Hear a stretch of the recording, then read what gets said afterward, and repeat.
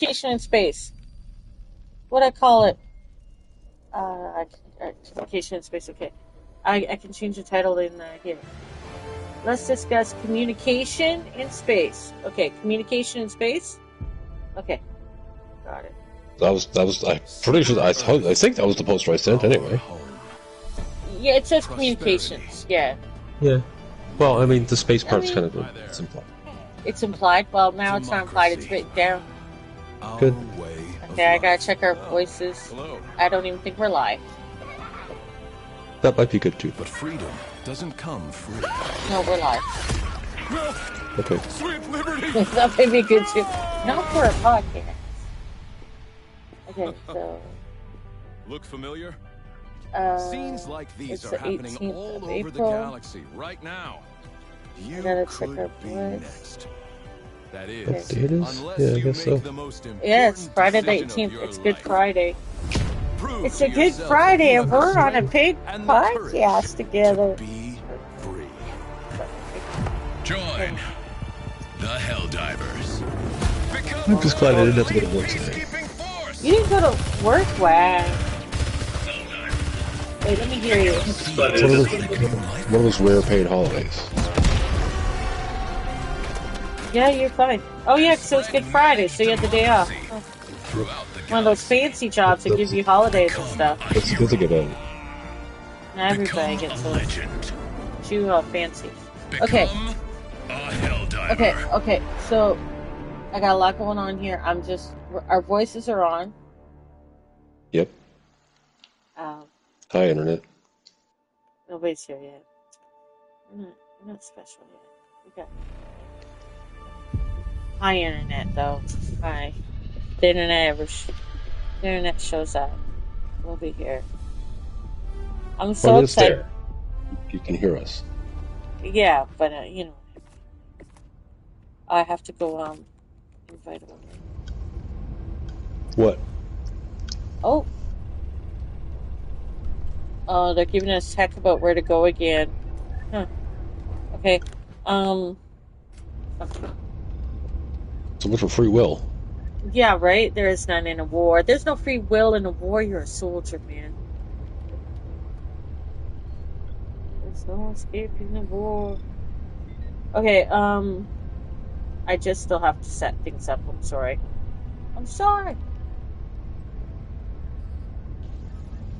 I did do some homework.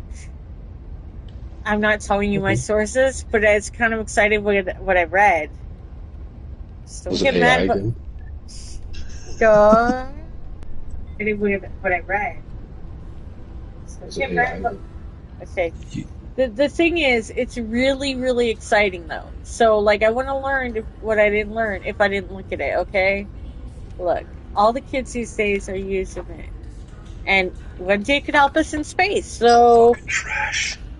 Yeah, you know, one day, I yeah. want to be like It's you. garbage. This went downhill quickly. No, it's just I'm really excited about it. Okay. Because I So think what did you read about? lots of stuff, and I'm excited because it's like, oh, this is more exciting than I thought it would be. Like what? Well, I'll tell you in a minute. I'm still doing the tags for the stream. Gives people a chance to. Let's just okay. Space podcast. Space communications. What did you call it again? Futuristic what? Futuristic, huh? Yeah, futuristic. Huh? I think it was communicating in space and that we need technology to overcome it. It's not just something we can be like, strive to do better. I mean It's like, no, we need... tags. Hashtag tags from my finding the stream. Communication. Space. Hashtag space is too big for soup can strings. Okay. Hashtag I don't know. laser beams. Hashtag. Yeah, there'll be laser beams. I know there will be because she told me and I'm so excited. Okay, wait. Space technology. Let's go with technology.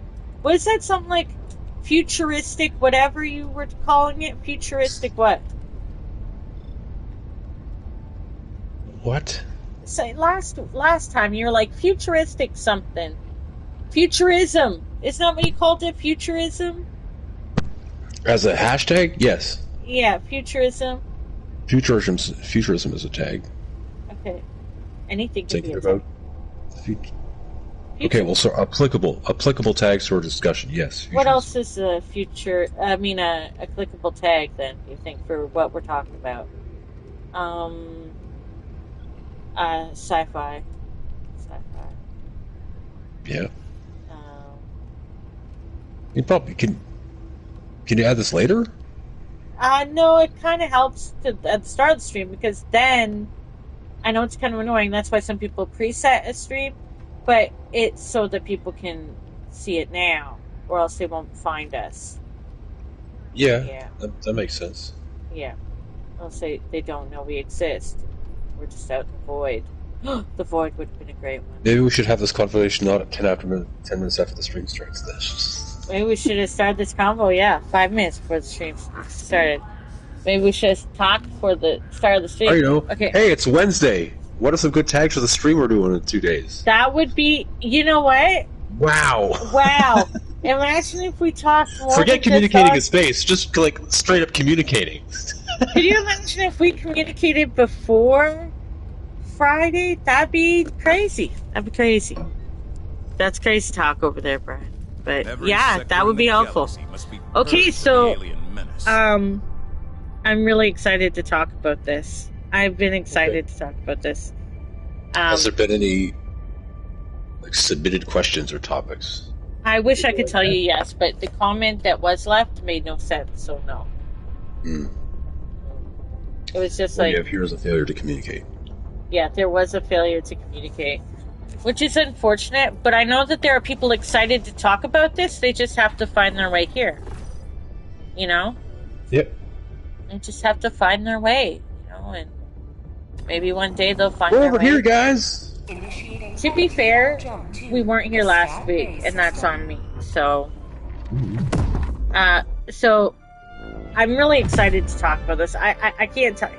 If I just glimpsed over some of the things without us going into it, just to tell you that some of the things, not to tell you them, but to give you some of the hints of things I learned. Can I tell you? Without telling you anything.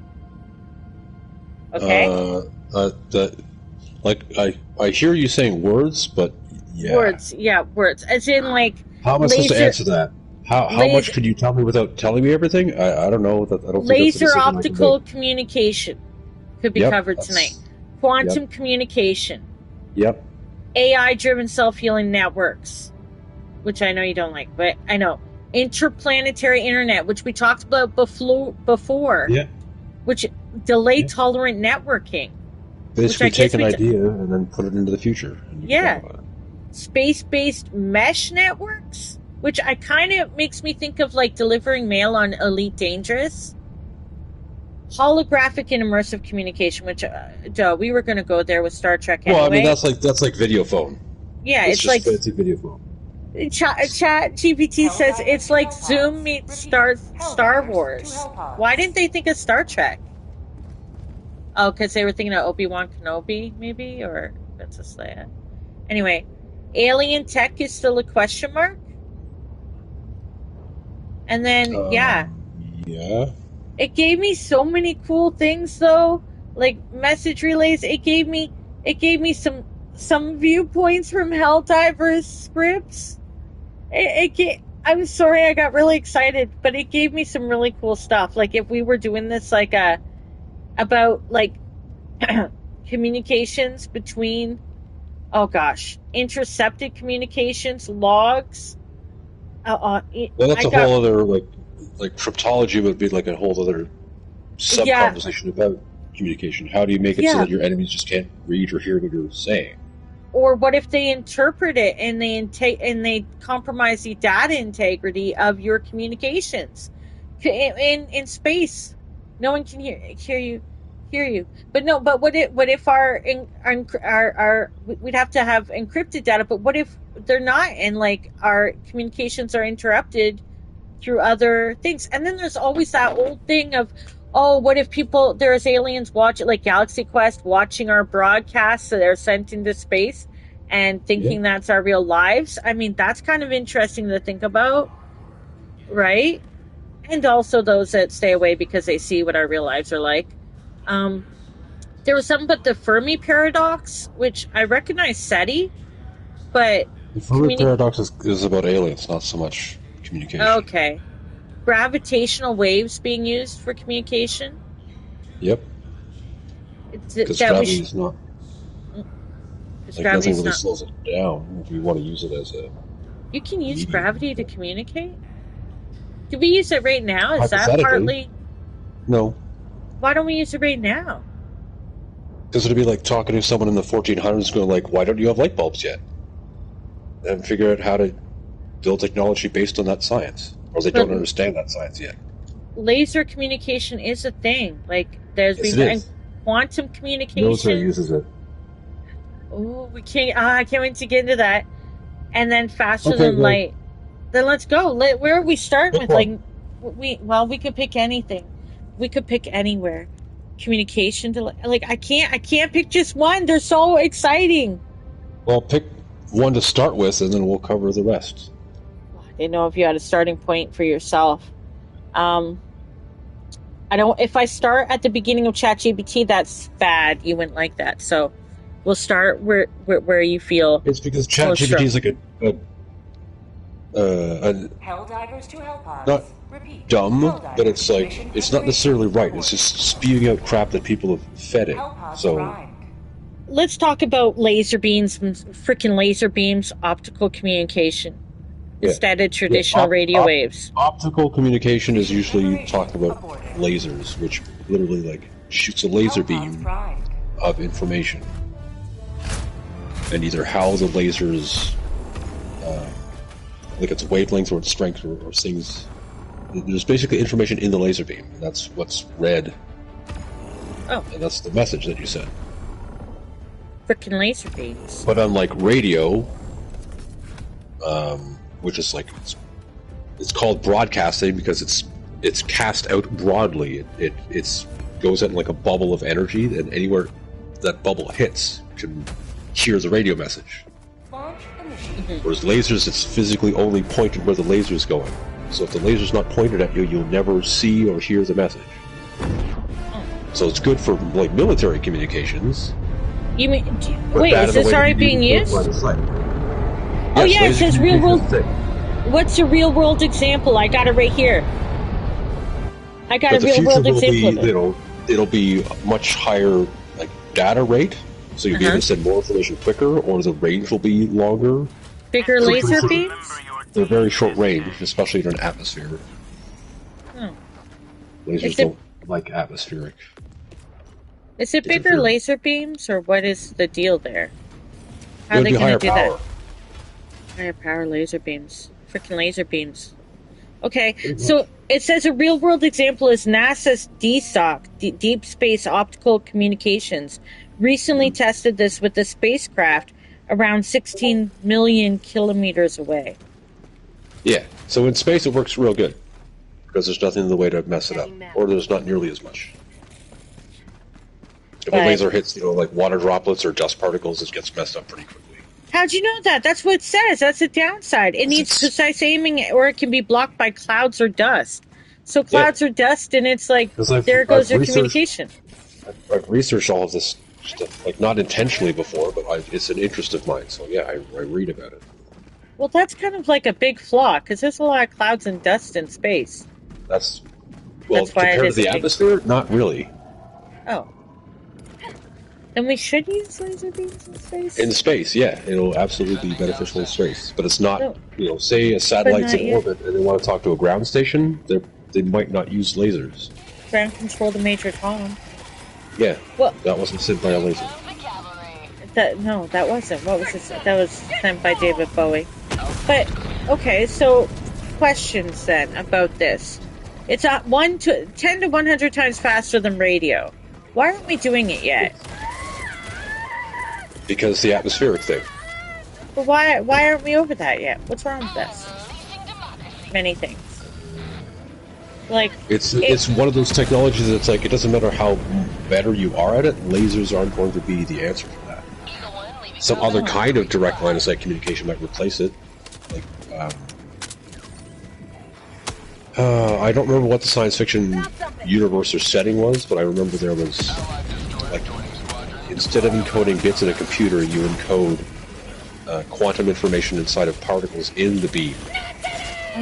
But you use something that's not a laser, so you use like masons or some sort of particle accelerator, where the individual particles are kind of like coded like binary, and then you fire the beam at something, and it's received, and then you read the cubic message.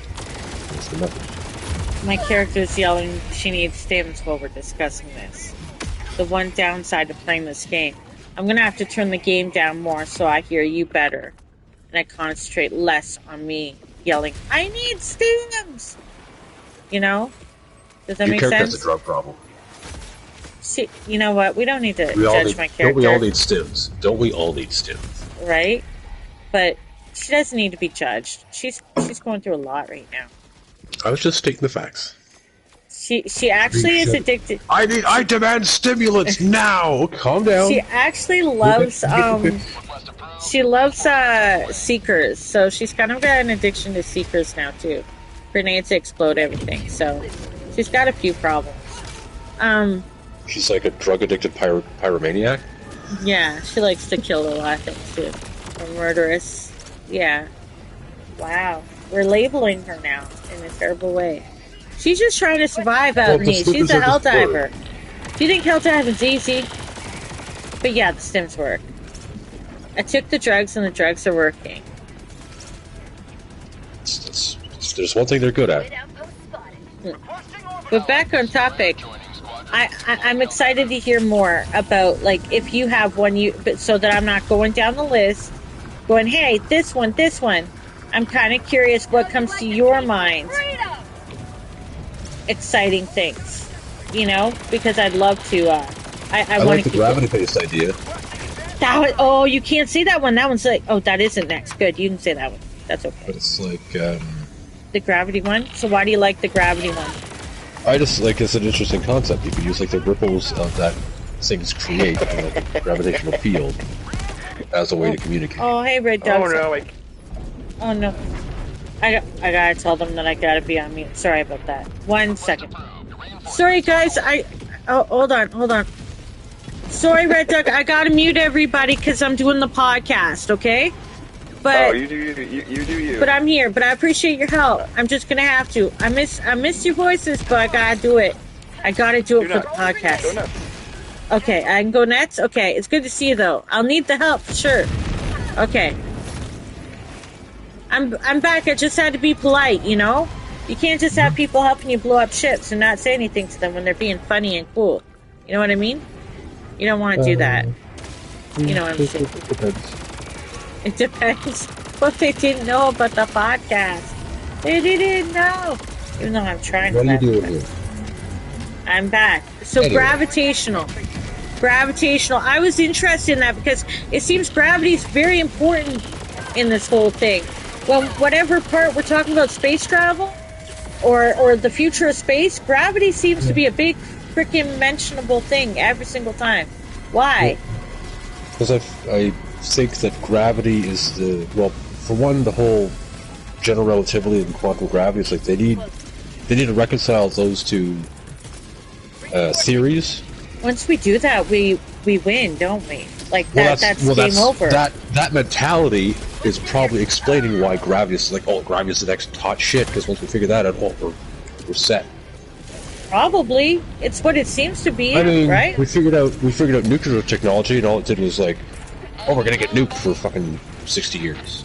So okay, so there's high. There's gonna be typical human like slowdowns, drawbacks, reticence. You got a hi, Brad. Yeah. Hello. Well. So but yeah, gravity is like the next hot shit, kind of like electricity did. You know. That took us forward so much. Exactly. So we figured out the electron and the photon and all that. And we're like, hey, electricity and electronic objects. Whoa, look at us go now.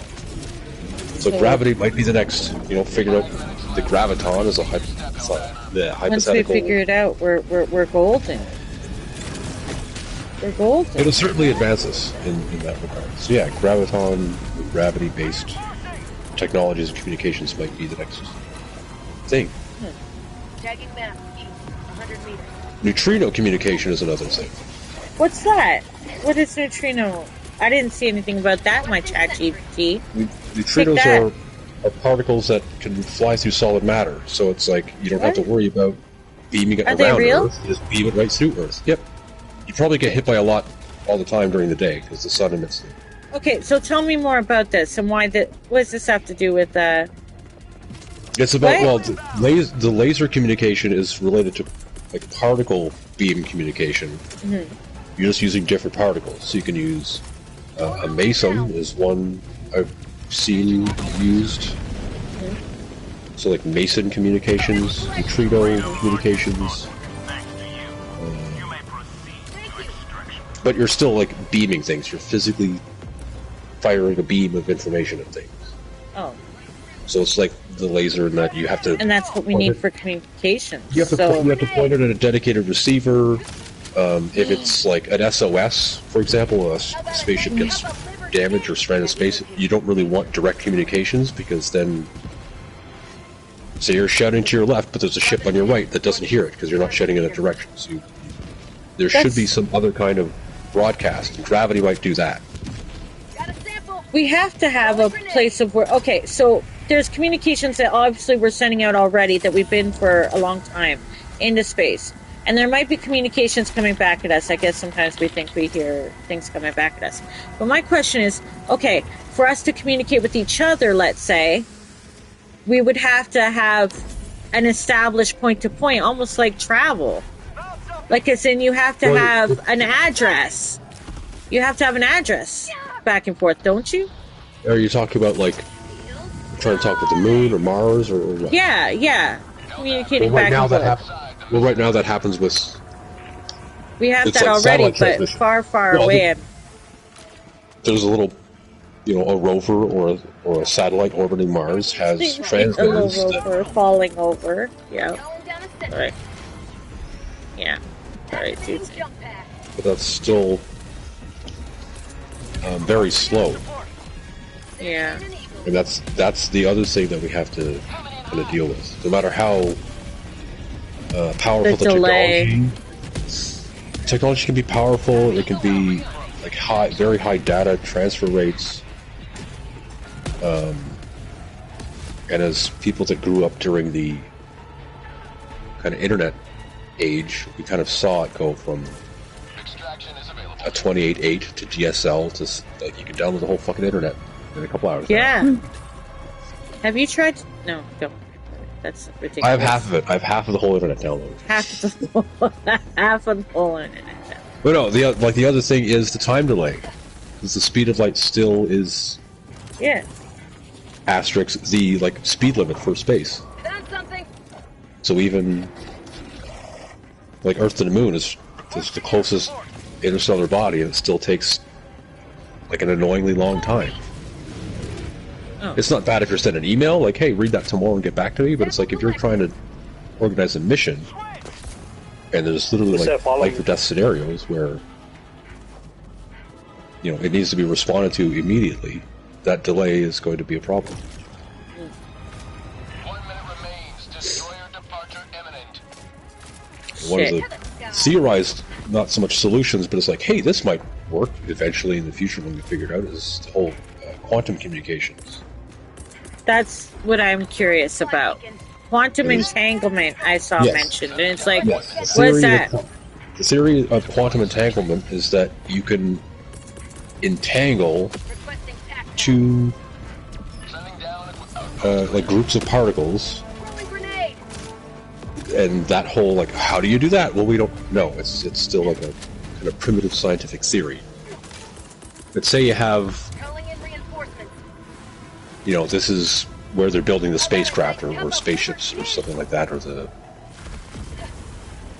it's like a cell phone company in the distant future, and the way they quantum entangle things is they have two boxes next to each other, and they they basically program the particles in these two boxes on the subatomic level to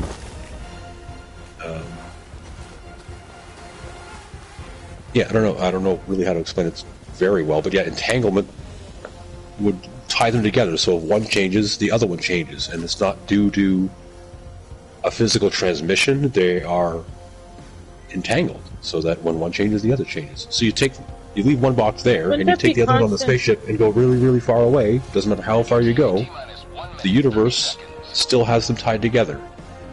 Okay. So your message would be, it'd be like typing into a keyboard, and the screen is on the moon, replying back to you. But it's basically instant, and then you have like a vice versa thing, or. Okay. Well, okay. That's a bad way of explaining it. So yeah, it was terrible. So we'll try that one again, because I see quantum. And I'm just kidding. I don't know what I'm talking about.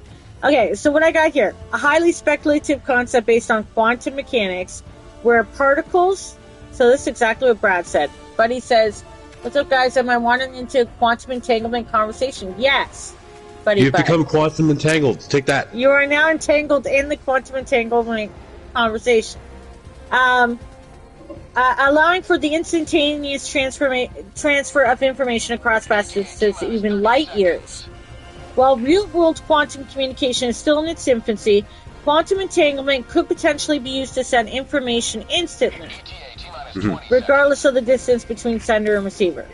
Yes. Challenges. Currently, quantum entanglement. Oh, I'm gonna die. Quantum entanglement. Oh, I'm so gonna die.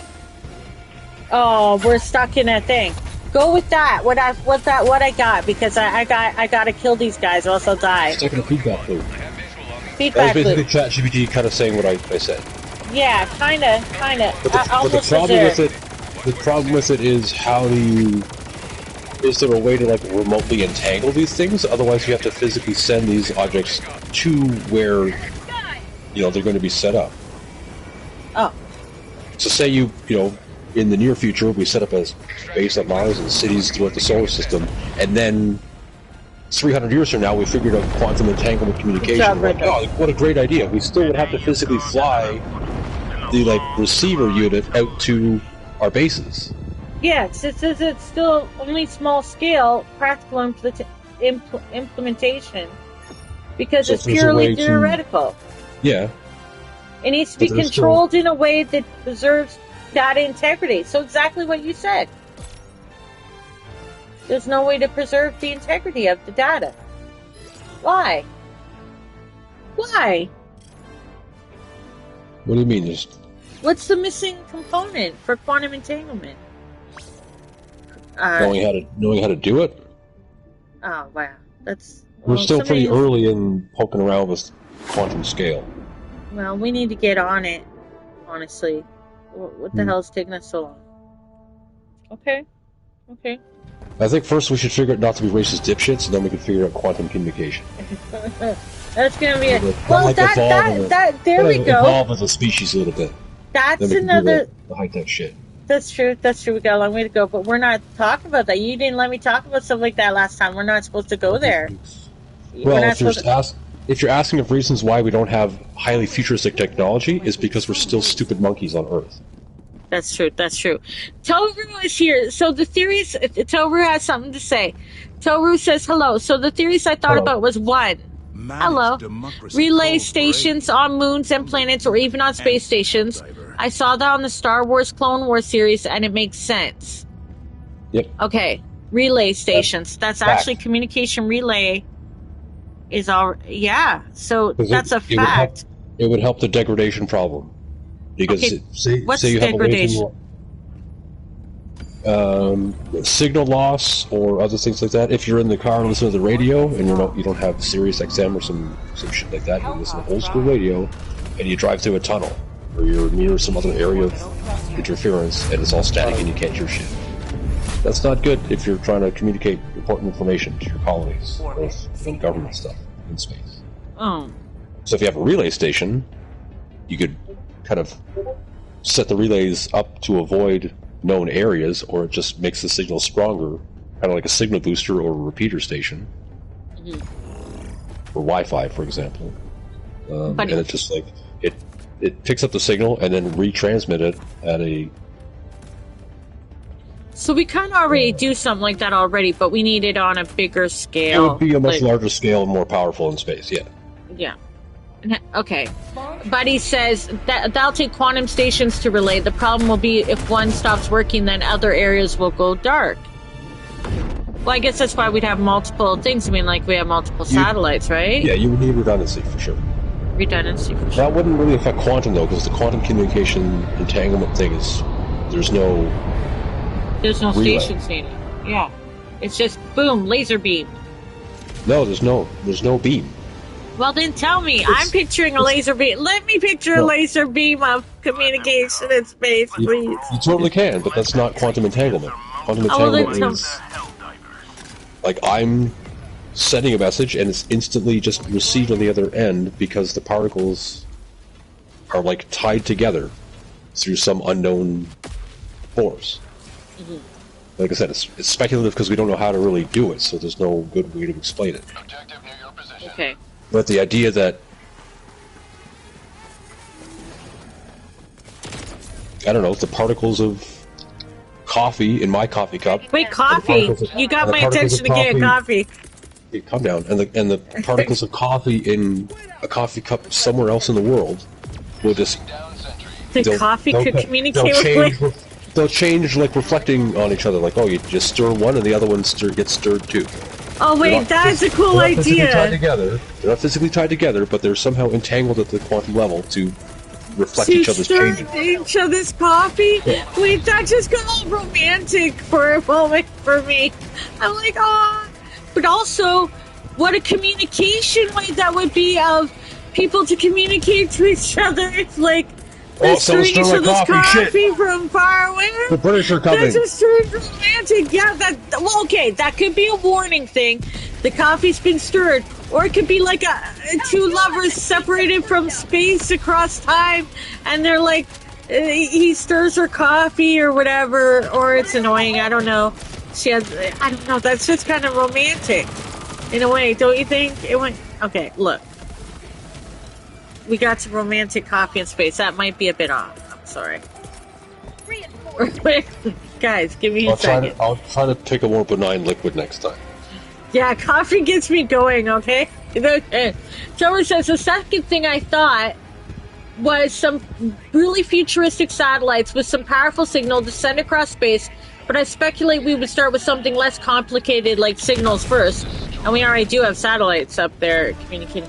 Like crypto messages cross space by satellite, says Toru. Think bigger, yeah. Toru, but yes. What do you think of that one, Brad? Where can you go with that? Well, the word signal is used pretty commonly. So, I feel like anything. Oh no, it's coffee entanglement. Yes. So whether it's infrared or visual light, which would be lasers or X-rays or other energy, could be used to communicate.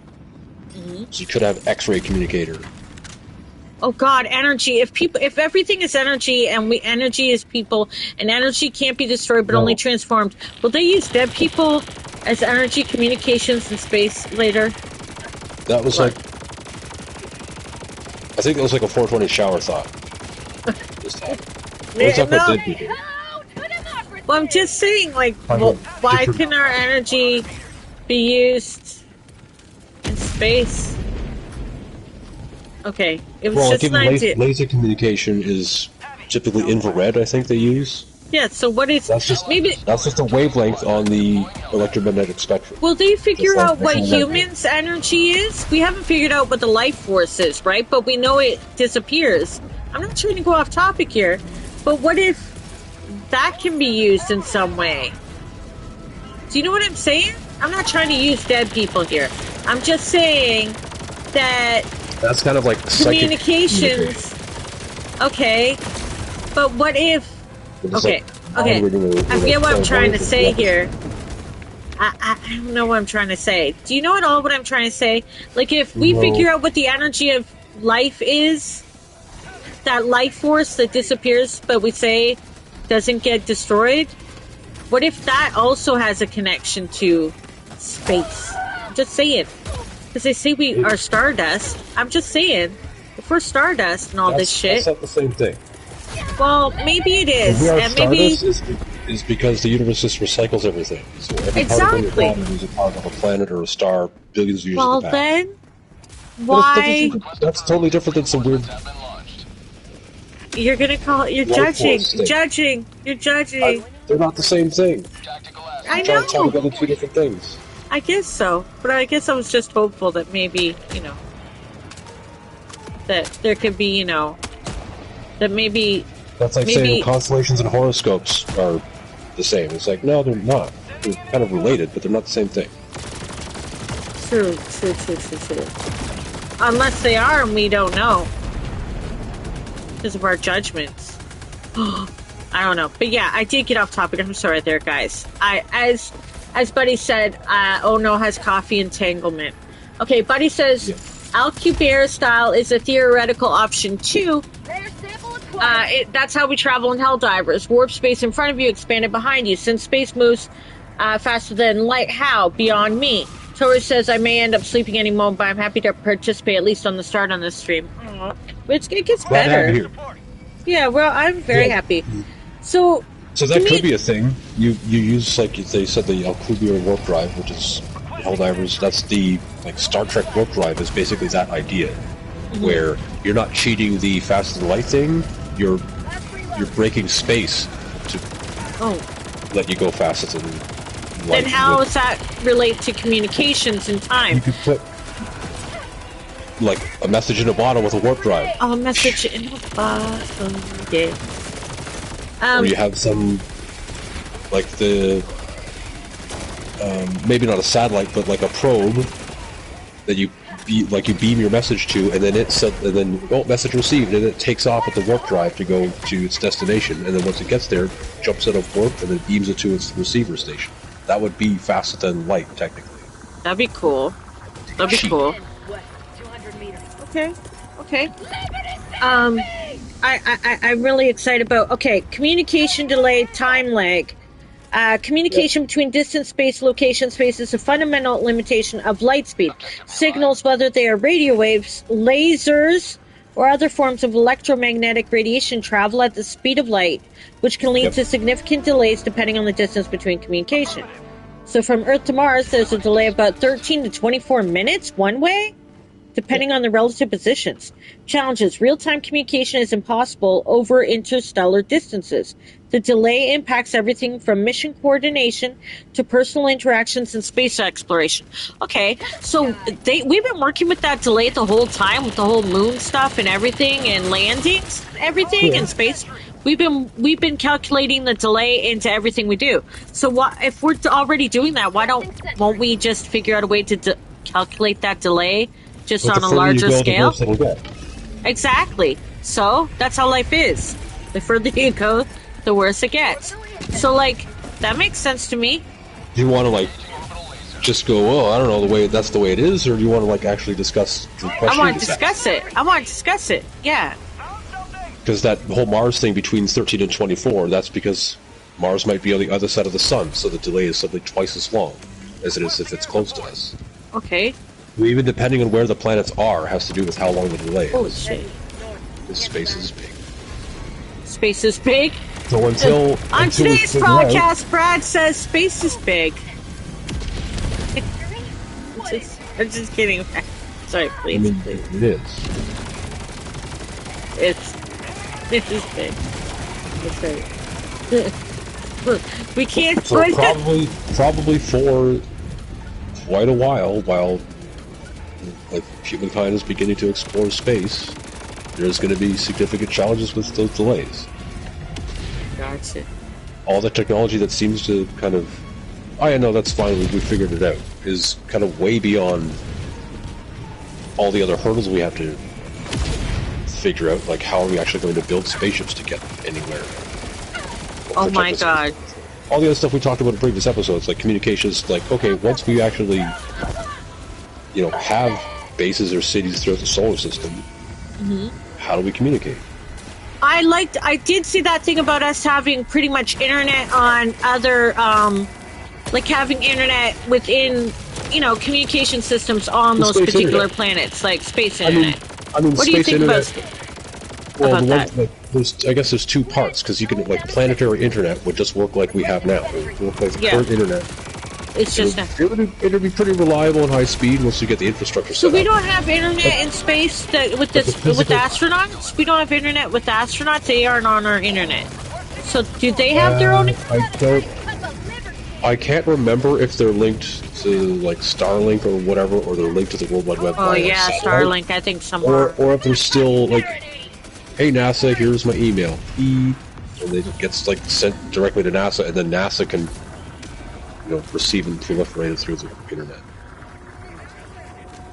I feel like we might have built the internet to be kind of planetary and didn't figure out, like, oh yeah, right, we should get the space station hooked up to that. I don't know if we figured that out yet. Oh. But planetary internets, even if it's to, like, the space station kind of altitude, still has to communicate. Well, how does the Earth's internet communicate with the Mars internet? Because there's a half-hour fucking delay. It'll just be a thing we deal with. Kind of like really, newscasts from the 90s where it's like, oh, we're going live to Baghdad, and then you see the news report, like, wait for 30 seconds while they're waiting to actually hear the message. Mm-hmm. And there's that awkward, like, I think delay. we still have that delay with live broadcasts. I don't know why, but we still do it. Internet got faster. But there'll be the light speed limit will eventually restrict to how fast we can do that in space. Mm-hmm. So there's not going to be, at least at, like, the near technological levels, there's not going to be instant communication between planets.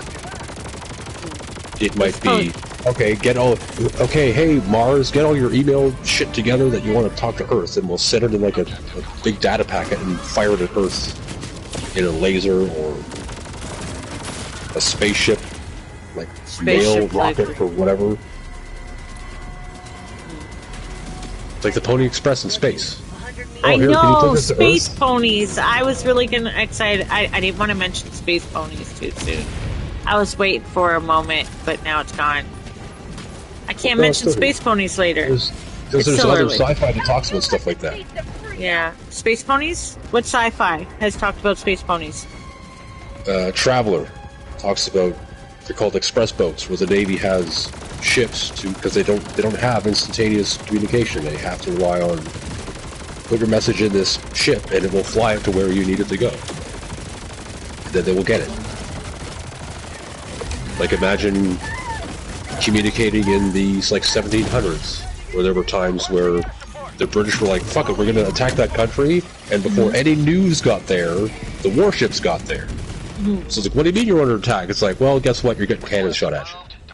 That's probably going to happen in space. That's something mentioned, is the delay is it could cause war. It could not let us know about war, or that it's a dangerous place. There's a lot of if you're relying on, like, physical delivery of information, whether it's mail or a ship that gets beamed messages and the ship flies somewhere and then beams the messages to the receiver, that still has to physically travel there. Yeah. And what's to say, like, the military ships in this kind of example can't just get there faster than it?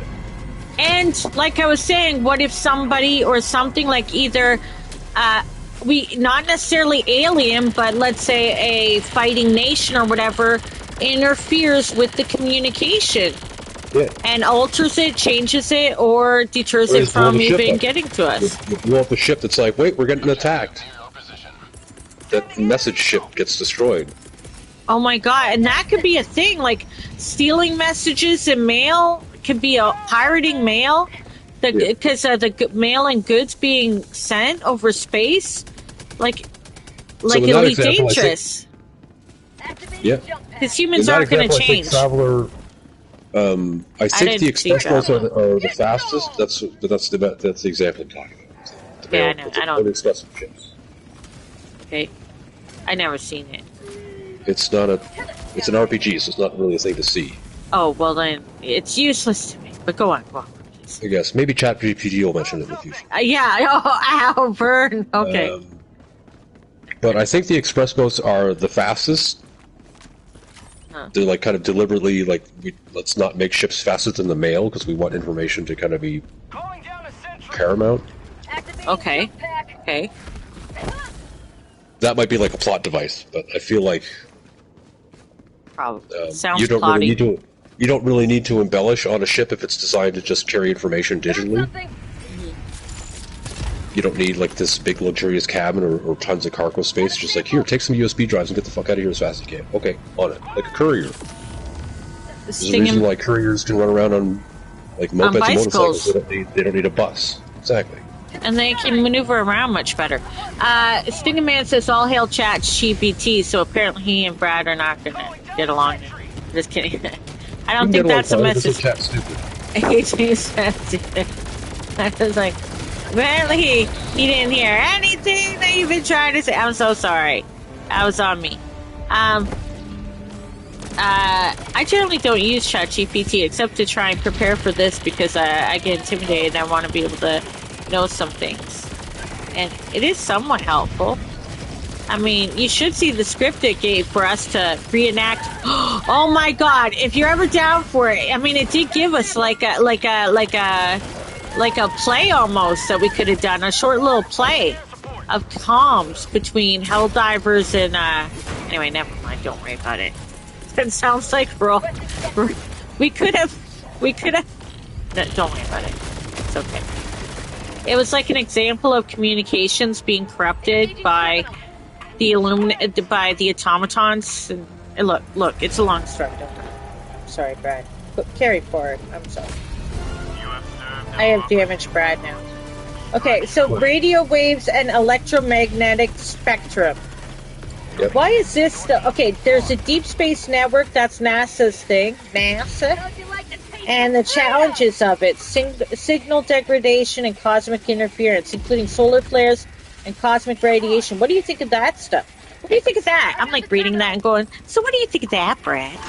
I'm sorry, guys. I'm sorry, Brad. But, Brad, any thoughts? I feel like the church lady on SNL. Why? Because it's out there? But why is it still also a possible option? Because we do already use radio waves, do we not? Yeah. It's not really an option, it's like an obstacle that we'll have to deal with. Why aren't we using it already, though? If it's a possible... Why aren't we using it in space already? I thought you were talking about how cosmic radiation and stuff like that interferes with it. Oh, so, yeah, with radio waves. So why... Are we using radio waves in space? Like, on a bigger level than just the Deep Space Network? Those things are going to interfere with everything, for the most part. For now, they're being used, but they can be interfered with, apparently, very easily. And so it's an issue. But they are being used. So it's already being used. What? Deep Space Network, DSN, uses high-frequency radio waves to maintain communication with spacecrafts like the Voyager probes, which are billions of kilometers away. Got it.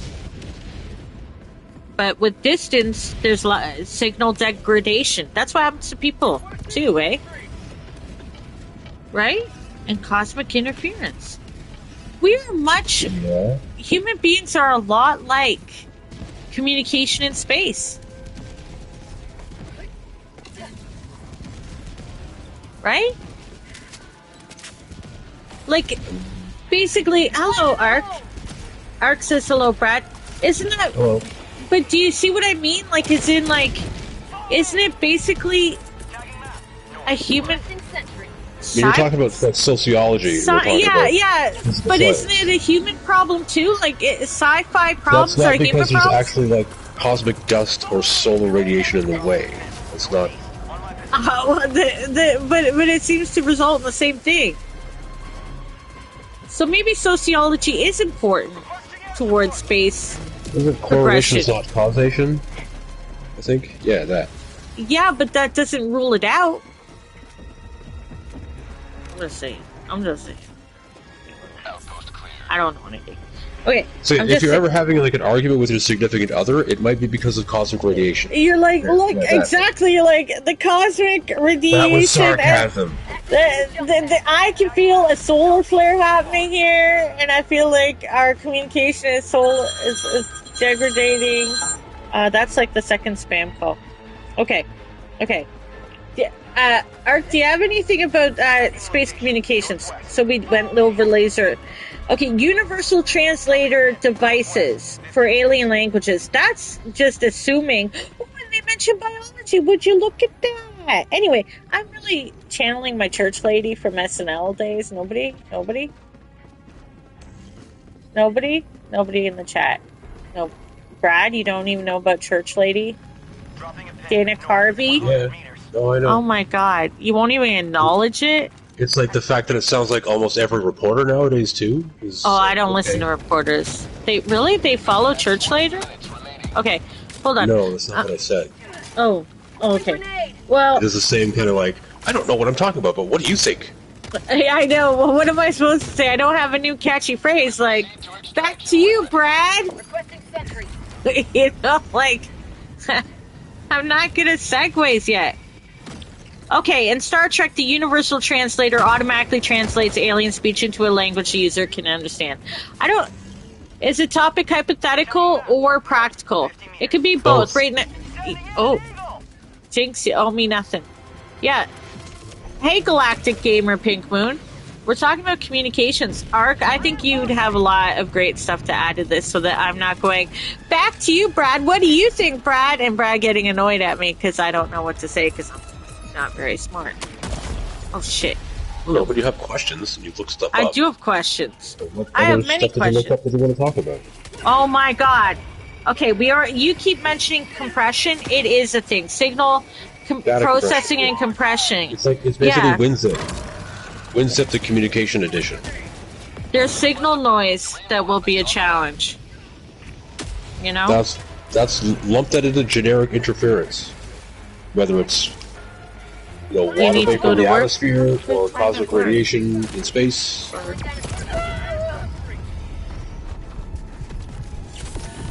What else about it? Like interference? Degradation? Yeah. It's basically there's like physical stuff in the way. Oh. But yeah, in an atmosphere, there's weather, water vapor, clouds, dust particles, or intentional things like kind of like chaff, or like the military uses electromagnetic interference to jam communications, so that could be like there's intentional things that'll do that too. And signals degrade just simply over large distances. Mm-hmm. So I know you were talking about how everything we've ever put in radio and TV is getting beamed around space, but right within a dozen light years, it kind of becomes kind of illegible or just gibberish. Do you think it does? You might still hear it. Well, yeah, because the transmitters are infinitely powerful. Galactic Pick Moon. Have you watched the Red 3 Body Problem? No, I know somebody who worked on set of it though. I have not watched the book of 3 Body Problem. I know there's some problematic part of it, but I know the premise and I know that it's a Netflix series. Have you heard of the 3 Body Problem? Brad? Or I can't remember what it is. The 3 Body Problem. Okay, it's based on the idea. It's a communication one for. I think it's even mentioned in my ChatGPT notes. Honestly, as one of the films or shows. Hold on, I can give you a summation of it. No, I get it. No, it's interesting because it's directly connected to the 3 Body Problem. The premise is that humanity first encounters an alien species who live in a star system with 3 suns. They use an advanced form of subspace communication and employ technology to send signals over vast distances. It's about interspecies communication. There's trust and dialogue. Now the thing is, from what I know about it, is that clearly they shouldn't have done it. They shouldn't have communicated with them. Somebody took it upon themselves to communicate with that alien species and share the whereabouts of Earth, and they probably shouldn't have. So what it's it's about communicating? Yeah, it is in fact about communicating in space. But Yeah. nothing you mentioned, except for the subspace part, where it's kind of like a futuristic hand wave view. Two-dimensional language, which allows them to communicate in a way that is inaccessible to humans. Initially, it introduced the concept of particles, sophons, capable of instantaneously transmitting information, allowing for communication across vast distances in real time. So that's like the it created a... Yeah. This is different words for stuff that isn't theorized. Yeah, exactly. I forget where the way to go home is. Show me the way to go home. Oh my god, where is the... Oh my god, where is it? Oh god. Okay, I got lost. Sorry. Ark said, linguistics comes into play, but what about when they encounter species for the first time? Yeah, like, we'll always have the same thing. We'll either kill them or they'll kill us, or we'll communicate, right? But I don't know. I don't have a lot of hope for humanity on that. What do you think will happen? Well, like I said, probably the same thing that humans keep doing. I mean, we have that problem with humans that have been sheltered out. Yeah. With other cultures that speak the same fucking language as us. So or even humans that haven't been in interaction with civilization. We go right in there and we, assume I think that's a lack of communication. We don't care. Yeah. Another way, primitives, we got bulldozers, move it. That's how humans have communicated. So what if we get our comeuppance and aliens do the same thing to us? Aliens That's what I think we have coming. I can't fucking wait. I, for one, welcome our robot overlords. Right? I think the aliens are going to do that. Why wouldn't they? I mean, come on. If we're, we don't have a lot. I don't know. We have some stuff. Oh, this guy really laid down some good,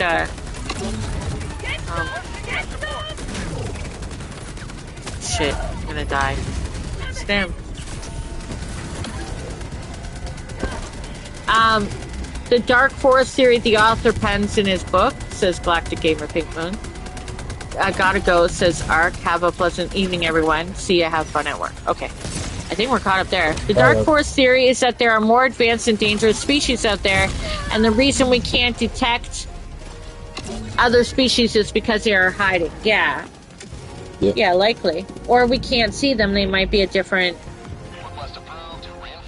type of Well, let's think about dimension. Alien Life. It could be so different we don't even know how to describe it or think about it yet.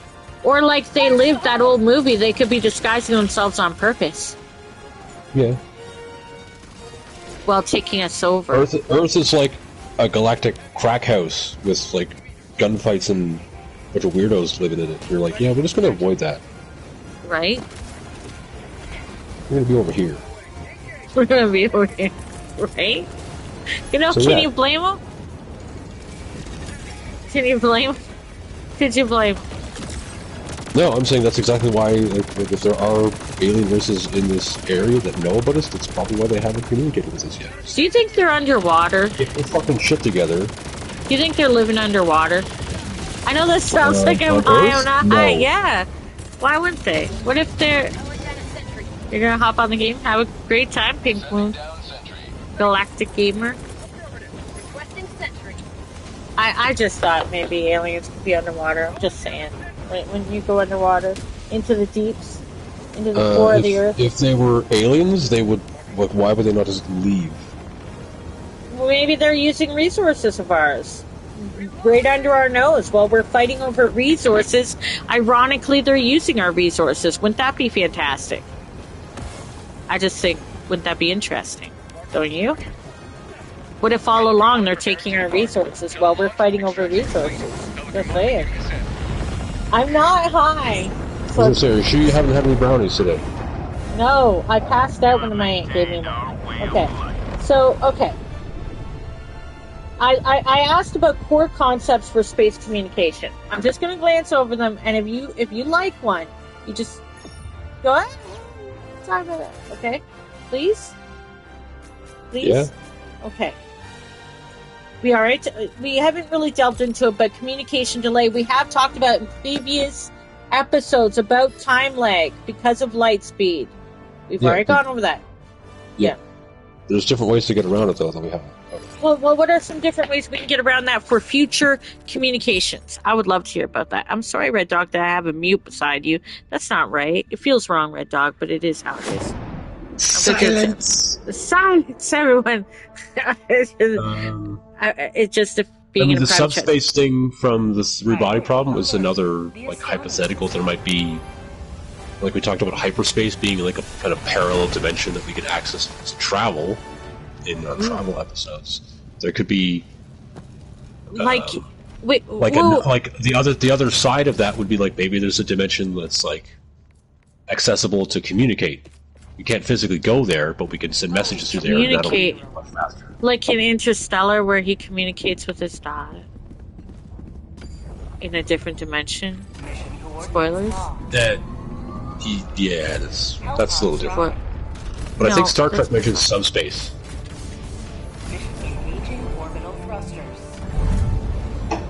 And that's how they communicate. Okay. I feel like I've heard subspace communication like verbally.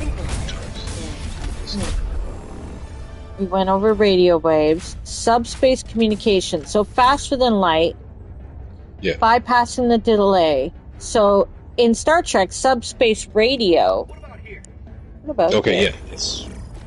Allows for instantaneous communication across vast distances, even light years. FTL communication defies known laws of physics, so specifically relativity, and no current evidence suggests that such a method is possible. However, it remains a common trope for enabling immediate communication in space exploration and warfare. Subspace communication, so faster than light. Why? Terrible question. Which part of that are you asking? Why is it just still only a trope? Why isn't it real? What the hell? Okay, so the first part of that, why is it a trope, is because it makes kind of the story easier to explain. Exactly. It's probably hard to write where, like, oh, there's going to be interplanetary society, but they have to wait half an hour to hear messages. It's like, okay, that's kind of an awkward plot device to deal with. So, you know what? Just make up subspace or hyperspace, just so that we can kind of propagate the story and not have to worry about the physics of the reality of, like, space travel. Okay. In a near future setting. Subspace could be this, parallel dimension that we can access with information. And wait, so subspace communication, they're talking about faster than light. You're talking about it as also being a possible, like, they say faster than light because it would allow communicating faster than light would allow. But subspace is like a separate space. Yes. It's as in like what we've talked about being around. It's like beneath our dimension somehow, so it's subspace. Okay, so tell me more about that, because I like that. Please explain that a little better, because that kind of is mind expanding. Please. It's linked to the ideas of other, like a parallel dimension having, or like a parallel universe having less or more dimensions than the four that we can see and interact with. Like X, Y, Z in time. So is the key being able to, like, eventually just see another dimension? Are the people who get... Maybe subspace is a dimension that doesn't have time in it. So everything just happens simultaneously, and you could... And we'd explode and die, and it'd be terrible. We wouldn't go there, but we could send information there. That'd be nice. As a concept. So yeah, you can communicate instantly because there's no time, so there's no time delay. That'd be nice. It's a timeless shit space. Timeless space would be nice. Like maybe there's 4 or 5 dimensions of space, and you kind of like pretzel fold your way around the universe that way. I don't want it's hard to explain, and it kind of gives you like ice cream headache because we live in a 4-dimensional. We live in a society. No, I thought you were going to say we live in a society. We live in a society. We certainly do. Oh, jeez. Alright.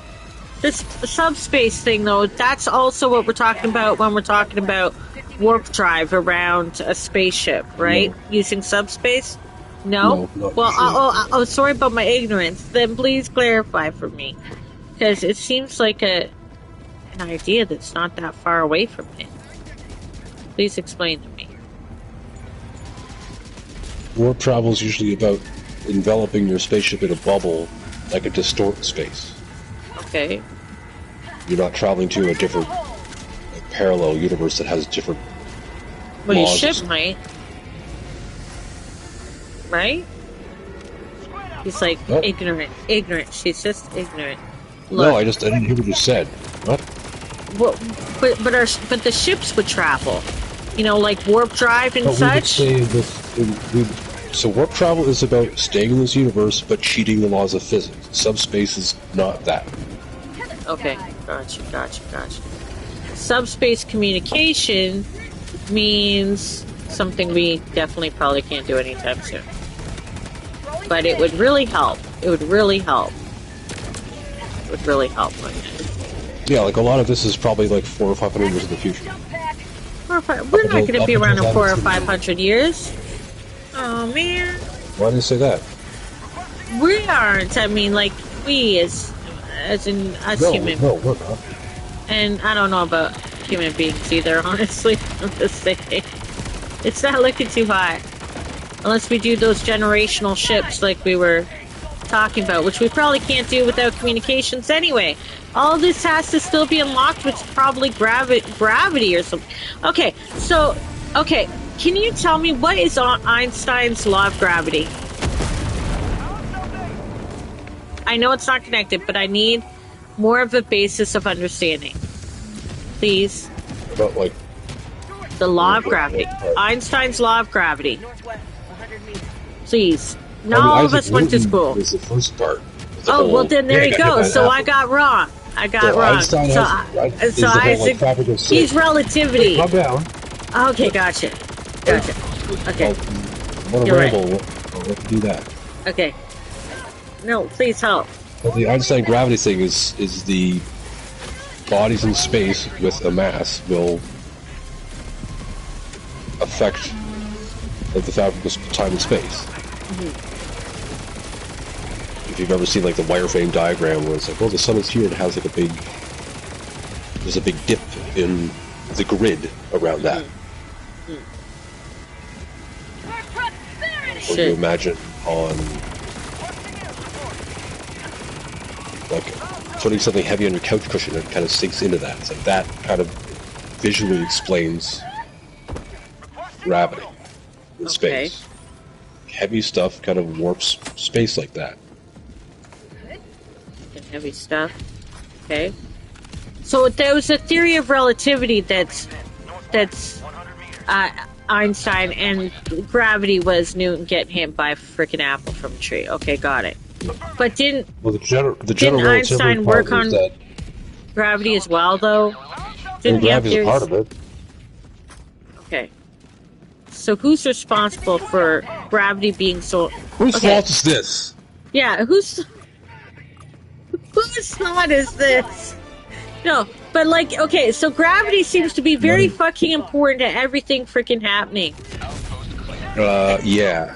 And we have people saying that gravity doesn't exist, right? But we they're know probably it... stupid. Exactly. But we need more advancement in our knowledge of gravity to be able to advance a lot of these possibilities of travel, communication, space. What else? Like, what are we doing here? Why aren't we getting on this? Force. Like electromagnetism or the strong nuclear force. It's this thing that we observe and deal with. Why are we taking so long figuring it out?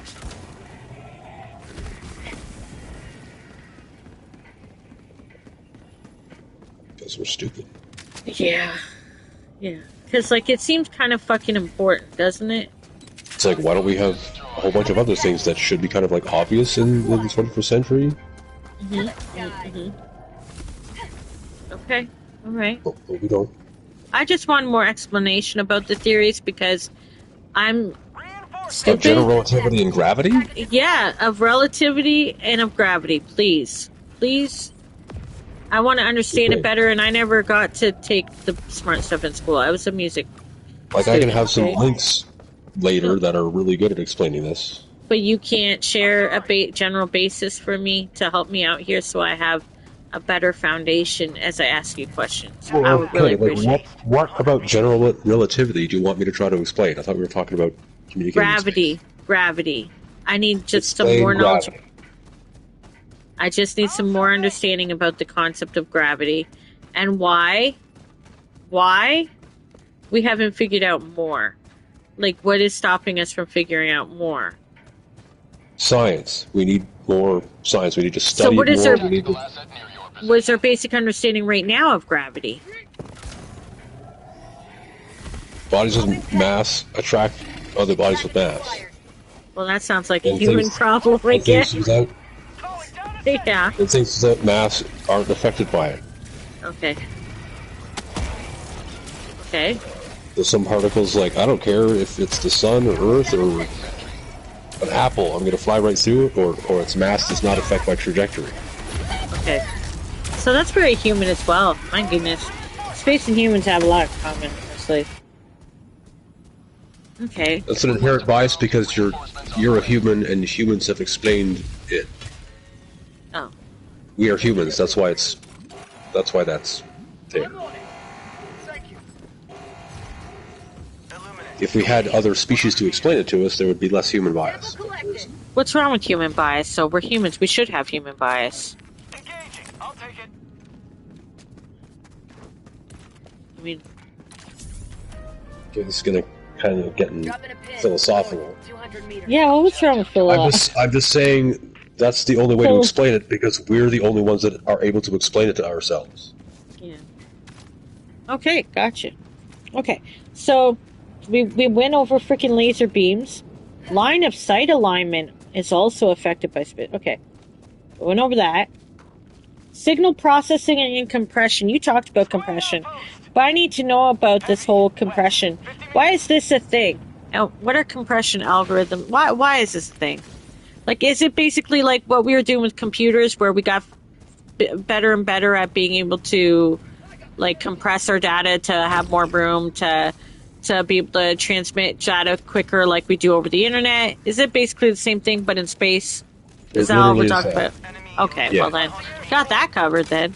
Like, oh man, I have to download all these files separately? No, just put it into a WinZip file and send the one compressed file. I'm sorry, I think my audience is too young to know what a WinZip file thing is now, at this point. I apologize for nothing.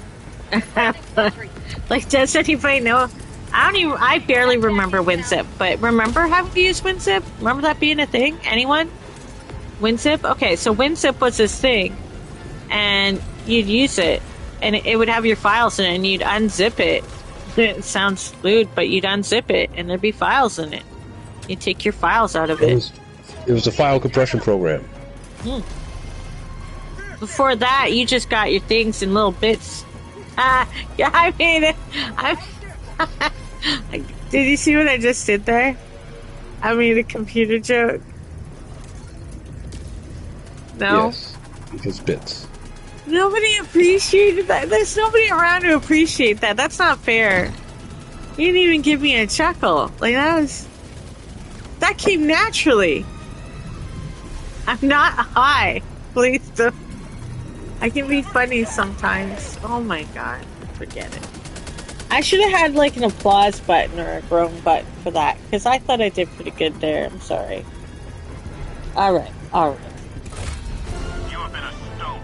Did you have a next one? Because I have more. You won't like it, but it's artificial intelligence in communication. What about it? I need to know how you feel about it regarding communication in space. What's the topic? I can give a little bit to you. It says, AI can assist in automating and optimizing space communication by handling tasks like signal encoding, decoding, data compression, error correction, and even real-time analysis of incoming information. Example, AI-driven systems on board spacecraft like NASA's Perseverance rover help manage, you mentioned that earlier, help manage communication processes by autonomously selecting which data to transmit back to Earth based on mission priorities. That is concerning, because what if it decides some stuff isn't important, but it would be important to us, and it didn't realize that? or it's trying to protect us because it thinks we'll all go mad if we know, and so it doesn't give us the info, and meanwhile we don't know, and then we're like attacked by aliens. I don't know. There's some worrisome there. Anyway, I feel like a lot of the AI involvement is just skipping time so that they don't have a human do it. It's not really. Well, maybe it is needed though. Maybe some of it is needed. Well, it's kind of like, we'll get because right now it's a lot of, we'll get AI to do it because we don't want to pay someone else to actually do it properly. That's why I hate ChatGPT and AI art. Aww.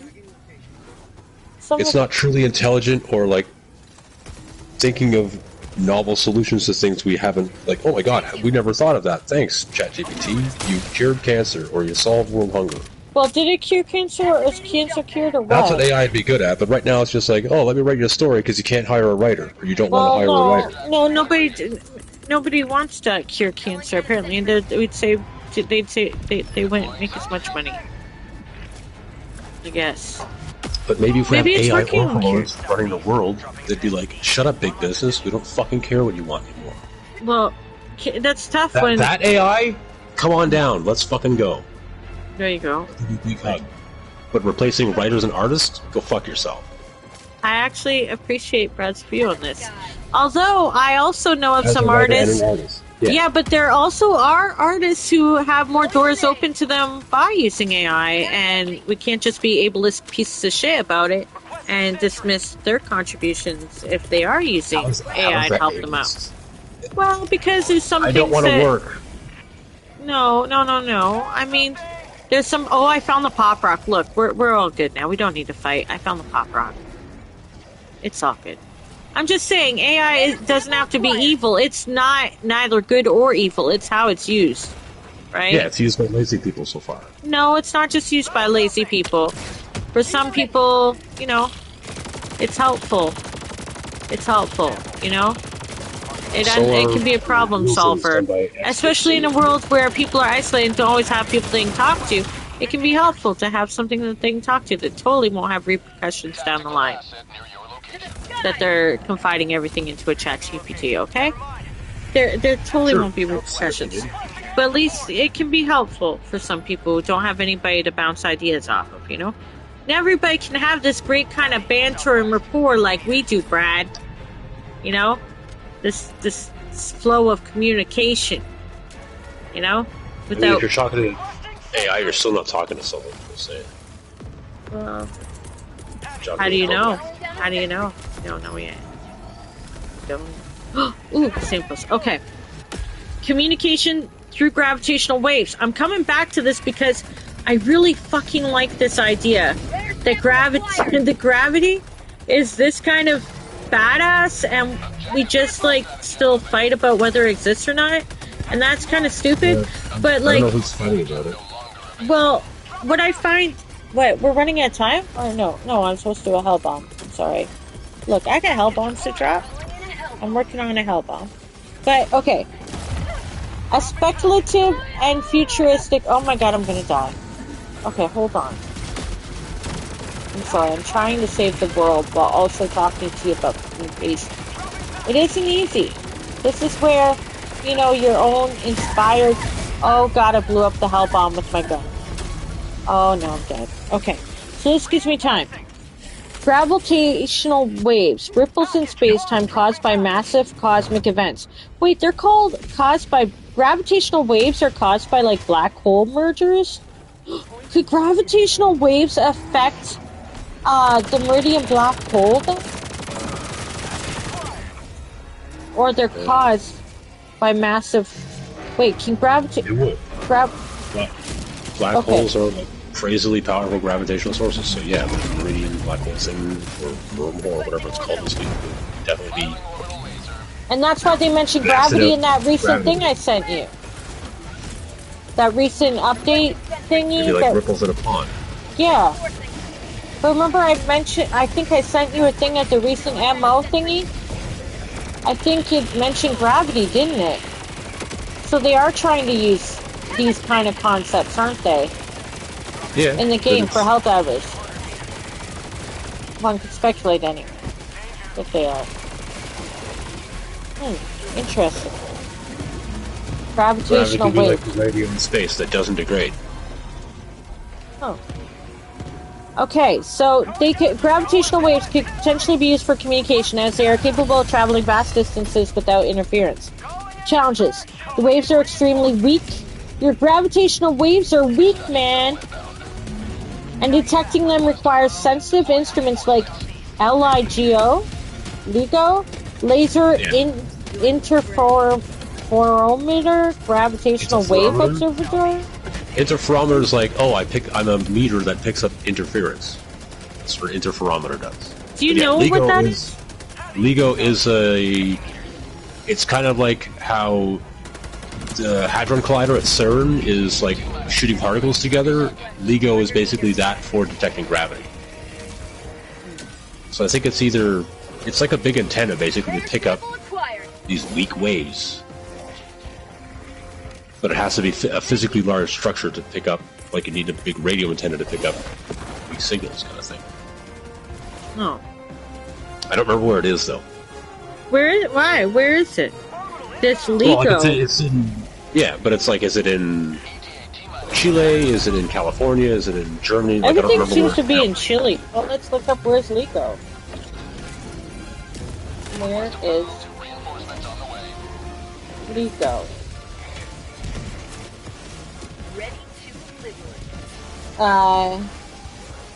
The Laser Interferometer Gravitational Wave Observatory is a large-scale physics experiment and observatory. I can't say the word. Designed to detect cosmic gravitational waves and to develop gravitational wave observations. Where is it?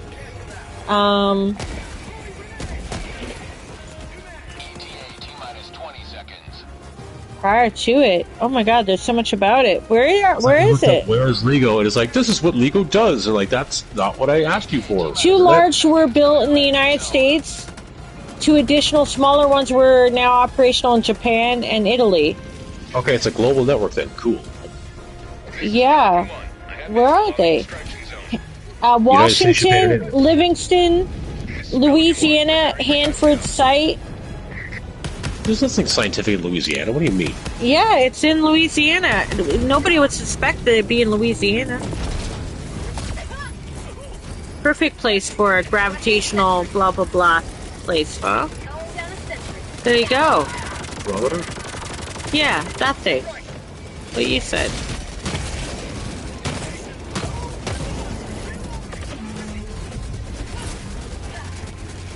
Oh, that looks cool.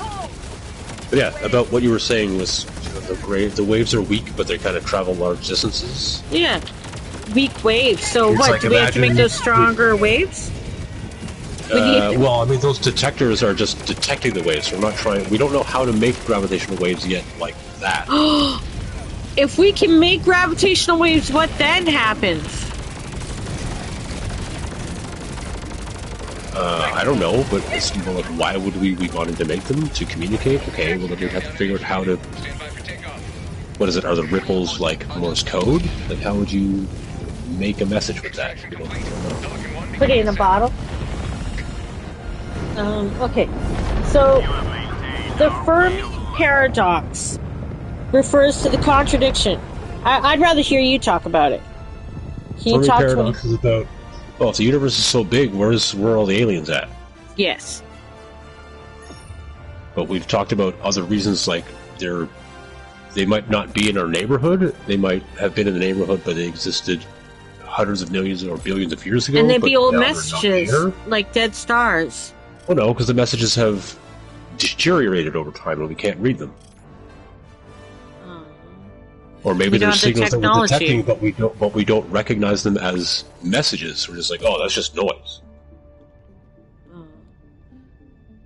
Wisdom Thumb says, absolutely no reaction to getting decapitated in the Pelican by a UFO. Wisdom Thumbs, because I'm deeply enthralled in the conversation, but I did see the comment in there about killed by warp ship. I didn't see that graphic, but I have seen that happen. Thanks, Red Dog, for playing. Sorry I'm all over the place, but I'm in a podcast. So, like a story. Thanks for playing. Yeah, I didn't see myself get decapitated. I was too enthralled at the idea that we were just talking about. Play back the tape. I guess I could. Let me play back the tape. I'll see if I was decapitated. Let me see. Oh, I did. Yeah, that happened to me yesterday, too. Yeah, I'm so over it. I'm like, okay. It's a new You just thing, get run over all the time? Yeah, no. Just laughing at how the conversation was so deep that nobody noticed the slaughter. The war rages on. There's been a lot of slaughter. Let's be real. There's been a lot of slaughter. Okay, thanks for playing, Red Dog. Well, No hug. Oh, yeah, hug. I have a hug. Where'd you go? Okay, yeah. I gotta give a space hug. Sorry about that. Thank you so much, Red Dog. What did she say? She said, what's going on there when we hugged? That's weird. Okay. Back to the topic at hand. Space hugs. No, I'm kidding. Although a message from somebody from far away would be like a space hug. You have a strategic eye. Unless the message is you're fired.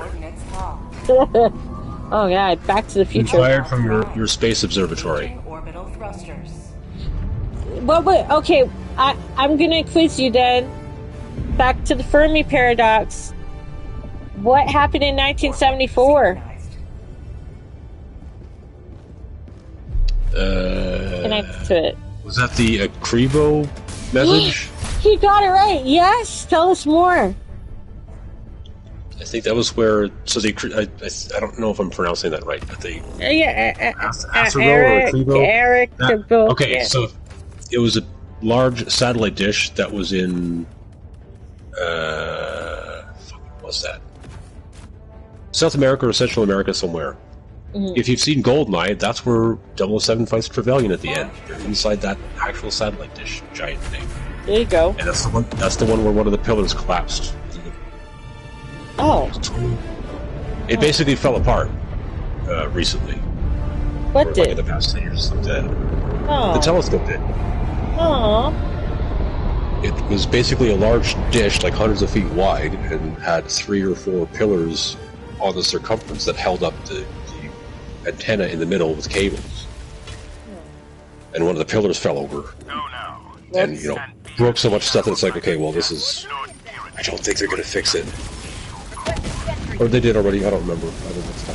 But anyway, that message was detected by that satellite, or that installation, rather. It's on the ground.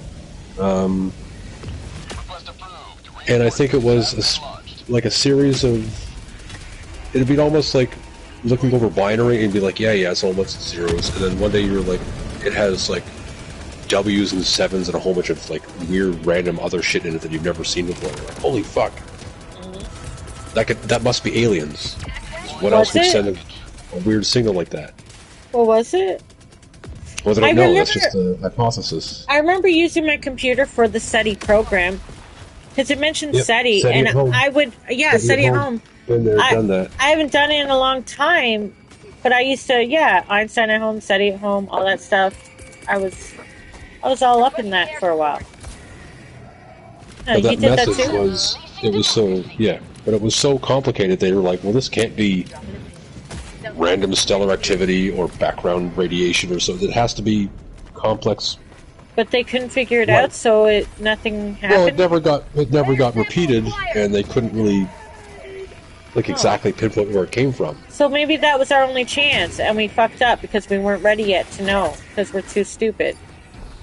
Yeah. Well, basically, yeah. But it'd be kind of like how, if you saw some flashes of light in your window, and you're like, what the fuck is that? You looked at the window, and it didn't happen again. You're like, well, I don't know. It just came from over there. How am I going to determine who or what said that, or if it was an actual message, or just random reflections, or a light with an electrical short and it was just flickering? You're like, what was that? What was that? Kind of like that. And then we forget about that.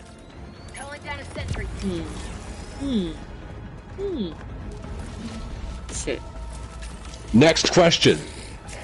I don't know. That was the technical message.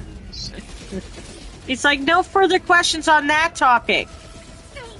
Well, no, but that's what it was. It was a message that we're like, oh, this must be complex life because it's a complicated message, but we didn't really determine what it was or where it came from, and we couldn't prove it because we're still stupid. stuck on We're still stupid, yeah. Still dumb. Additionally, there may be a great filter that prevents advanced civilizations from surviving long enough to communicate across space, is what it says. Maybe? Maybe. I feel like that's, Marking location. Cancel that. that's kind of like a human thing. Where in the Middle Ages, they were like, "Oh, there's no way you can fly. What are you, like a magic beast?" And then we have airplanes now. So shut up, ignorant people. So who's laughing now, right? As we So fly. I feel like that whole kind of thought is like, "Oh, we'll never be able to do that." Is some ignorant. That's a human thing that we do to ourselves. It's like a psychological limitation where it's like, no, we're not mentally there yet, or maybe they're not mentally there yet. And, you know, fiction writers are, because they come up with all these crazy, fantastic ideas. Mm-hmm. That some of them turn true. Right? Many turn true, Arthur C. Clarke. Well, like space travel and like the internet, stuff like that, those were fictional ideas in the past. And now they're common practice. Katy Perry went to space. Oh, God, let's not... Oh, my God, news? But did she really... I'm just kidding. Like, there's so much... people are so pissed. To make right like a current event. Oh my God! Analogy. Yeah. It's like people used to write about that. Like Jules Verne wrote about shit like that. Like, oh, it's but technically technology, and now we were able to do it. So, well, and there's no way we can communicate over large distances. Well, maybe we'll discover something that allows that technology that we can't think about yet. That's true. That's true. You know what? You know what I didn't do this week? I purposely didn't get space news because of that. I was like, people fuck space news. That. I was like, what? Yeah, Katy Perry and Gayle King, you know, Oprah's best friend. Wouldn't that be horrible to just be known as somebody's best friend? Rare sample acquired. I don't know Oprah's friends. Well, we don't speak anymore. Yeah, you know, Oprah. Hey, fun time. You know the news. Rich people do rich people shit. Oh, okay. Yeah, basically, and it's kind of sad because a lot of us are like, well, that's great and all, but who cares? Wait, is this a Space News podcast? Yes, I've been doing the Space News podcast. Red Dog, we can do Space News at the end or right now if you have Space News. You can share Space News right now because there's a lull in the topic, which is space communication. We're having trouble communicating. Holy crap, says Red Dog, I freaking love Space News. Wait, he loves Space News. Please share some Space News, Red Dog. If you have some of your own, please share with the class. And then I can get Brad to react to it, because that's what we're all here for, Brad's reaction. Brad reacts to Space News. Just don't talk about rovers falling over on planets, you get sad. One question, what do you feel about space virus? You know what, I would say that question wasn't relevant, except Funtime Claw. When you're talking about space communications, which is our topic, there could be a virus put into communications that could affect communications. A virus put into our communication system that we use that could be used to ruin our ability to communicate. Man, did you see me try to save that? No? Yeah. Space virus?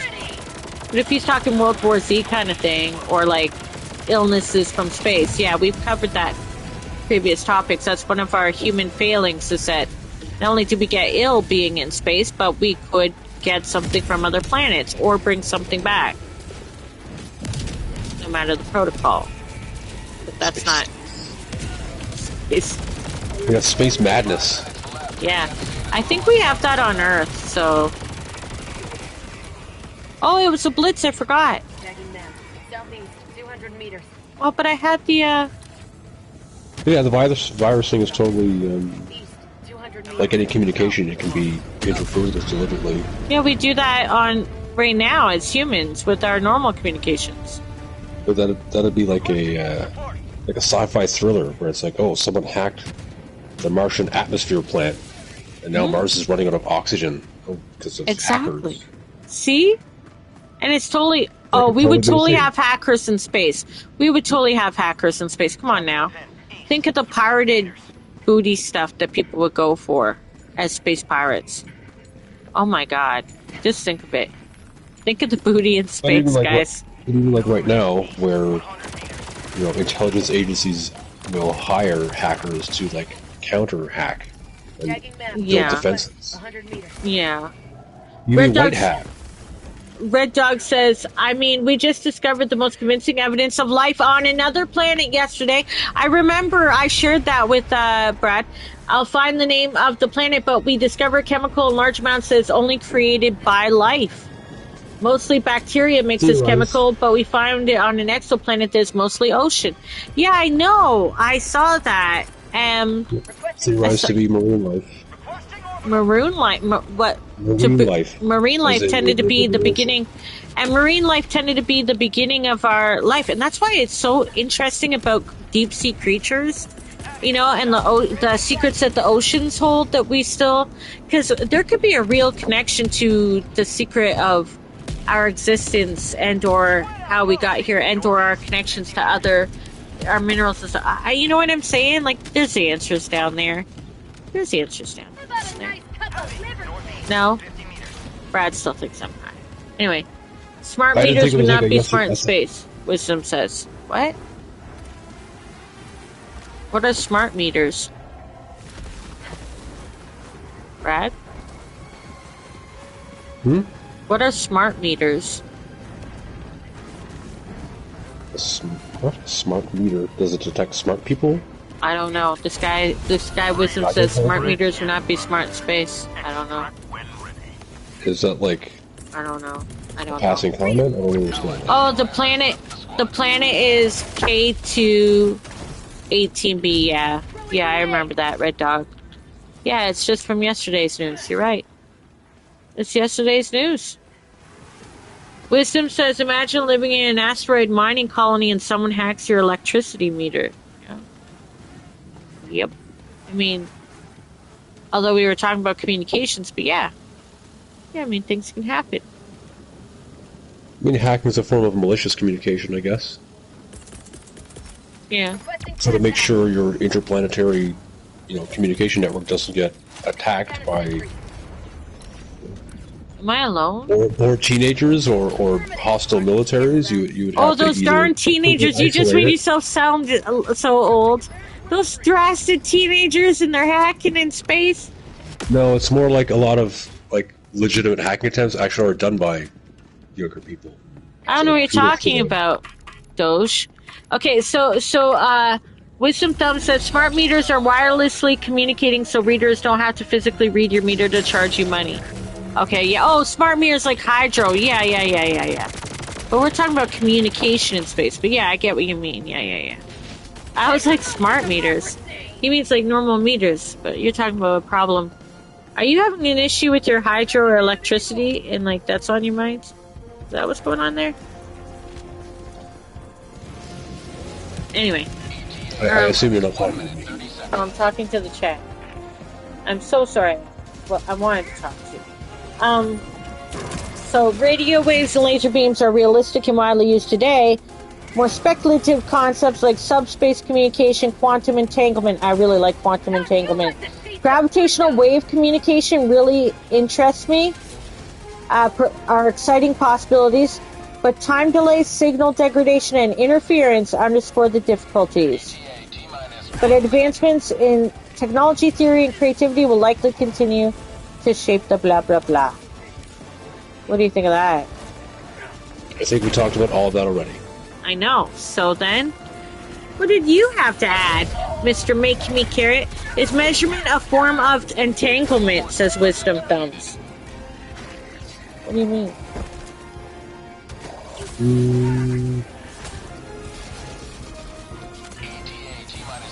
I don't know. That's Well, the whole quantum entanglement is that you're not actually transmitting or receiving data, just instantaneously is connected. So could you have a quantum entanglement sensor? You're I don't want to wait for signals to get all the way. There's some quantum entanglement going on right now. Oh, I'm still alive. I thought I was dead. I was laying there thinking I was dead. Sorry. I thought I was dead. I'm sorry. Well, we have a question from Red Dog. He says, here's a topic for debate. What if the reason we have never ever been visited by alien civilizations, no civilization, has existed long enough to make the journey? Yeah, like, I think it's because we already kind of figured that out. We probably don't exist. But I think that some that would or could be smart enough to exist long enough don't want to make the journey to us. Why? Well, they drove right past us going like, fuck that place. Yeah, matter can't do that though, says Red Dog. What? Measuring as a form of entanglement? Matter can't entangle is what you're saying, Red Dog? Are you saying matter can't be entangled? What do you mean?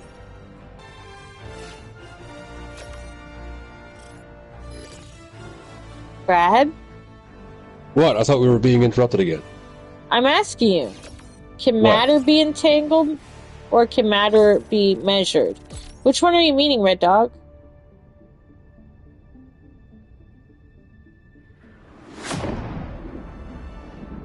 Yeah, I don't know what the fuck they're talking about. I'm asking you. Can matter be entangled? Or can matter be measured? Matter can be measured. Can matter be measured? Yes. Like how you detect radiation with a Geiger counter, or how you could pick up like a tape measure and measure like, a table. Matter can be measured. Yeah. Mm-hmm. Could matter be entangled? We haven't been able to prove it, but that doesn't mean it can't be. The bridge is yours, Helldiver. Take us. Red Dog says matter can't survive traveling through wormholes and rips in space-time. Instantaneous travel isn't possible for us. But we're talking about communications today. Smooth brain theory. What's smooth brain theory? I mean, that's impossible if you think we're not going to have any more science after today, ever. There you go, Red Dog. We're talking about possibilities. Go down your sci-fi, video game, movie, book, TV series, brain, dream thing. Communication is it? Yeah, we're talking about communication. Think about the medieval Dark Ages and how people probably thought a whole bunch of shit wasn't possible, and then all the technology we've invented in the past 1,000 years is like, yeah, you were wrong. There you go. Think big. Think real big. We could probably Think do super it big. in the far future when we develop technology to make it happen. Think so big. Think bigger than. That's literally what science fiction is. Yeah, we're allowed to go sci-fi. You know how sometimes Brad is like, no, I don't want any sci-fi. I just want space and blah, blah, blah. No, today he's letting us go big. I have never been like that. I know.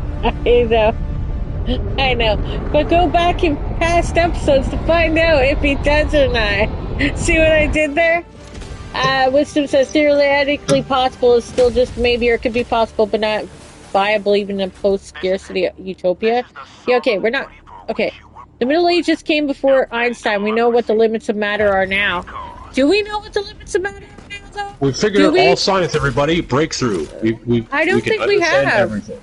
I don't think we have figured out what the limits of every single matter day, are. science is our current best guess. We can always figure it out more precisely, or better hands. Yeah, I don't think we figured out the limits. In fact, in some things we figured out flaws in some of Einstein's stuff. I don't think we figured it all out. Oh, we have door fucking closers. No, we do not close doors around here. No. Nope, no door closed. Maybe those automatic ones. Those could be. They're not automatic, no. The limits of what, says 3B Dala? Well, we're talking about no limits. We're talking about imagining space, communications space. So, how we communicate. How will humans communicate in the future when we're on distant planets or different star systems? Yeah. And will it be like films where we had like video, or will it be like messages that are coded? How will they be done? Yeah, it's a mode of thinking. It's not scientific to think any topic is fully figured out. Exactly, Wisdom Thumbs. Red Duck says, limits of us traveling with some sort of instantaneous transport. Yeah, well, there's that limit, but we don't need to travel with a message. I don't travel with a letter that isn't here yet. I'm waiting for the letter to get to me now, aren't I? But the physical letter has to travel. Yes, it does. Or so maybe then let's discuss that. Space, you want something physically sent to you. Do you think that'll be possible? How would you do that? Space mail. Well, I love space mail. We mentioned the courier ships, where it would be physically like Elite Dangerous. Mail. Yeah, or Elite Dangerous, a ship that delivers mail. Yep. Like a postman in space. Space ponies. Elite Dangerous has like data missions where it's like, oh, I know, I love those. For data because we can't beam this across space because it'll either take too long, degrade, it could be intercepted. So here, take this USB drive, get on your spaceship, and fly it there for us. Thanks. That's one way of overcoming that problem.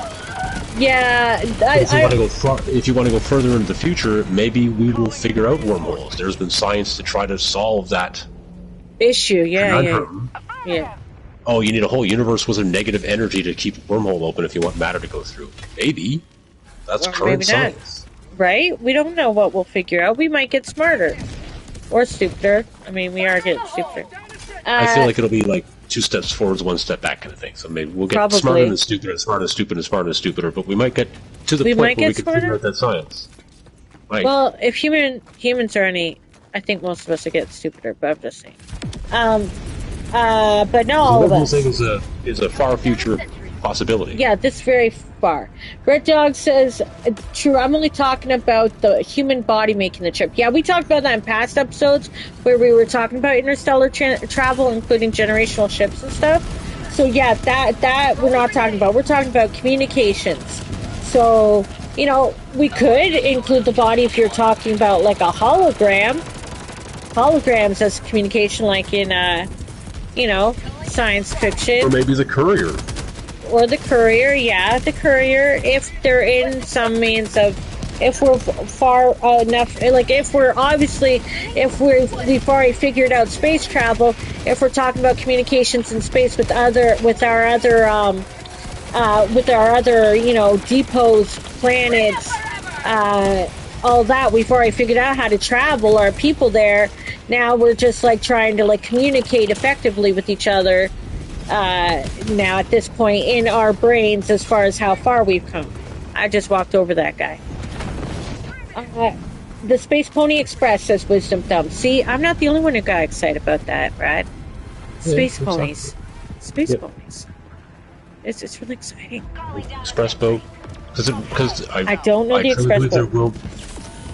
There will be a period of time where that happens if we make it into space. Where the fastest way to get messages and information will be... I just imagine some people riding ponies. A postman riding a pony in space. Sorry. It probably wouldn't last very long unless it had like one of those horsey space helmets. Yeah, horsey space helmet. Welcome to the very sophisticated space podcast with Brad, where he mentioned horsey space helmets. Yeah, because you keep talking about riding horses in space, which doesn't make any sense. But on Earth, when we had the telegraph, we still used physical couriers to get information out. I know, they were called space ponies.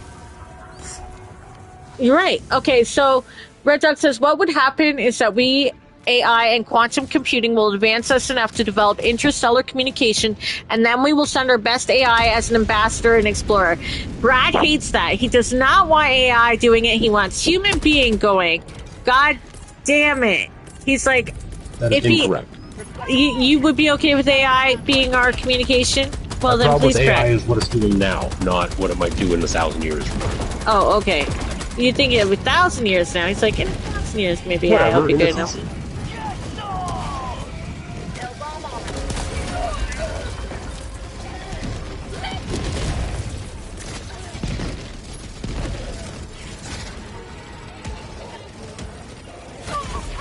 Brad all he wants for AI is the future. Red Dog says. I did kind of put words in his mouth. Please don't. 3B Dollar says, for example, if you want to communicate with people on a planet that's 20 light years away, you can't call them because you would never be able to talk to them live. Yeah, we did cover that, but that's a good point to make again.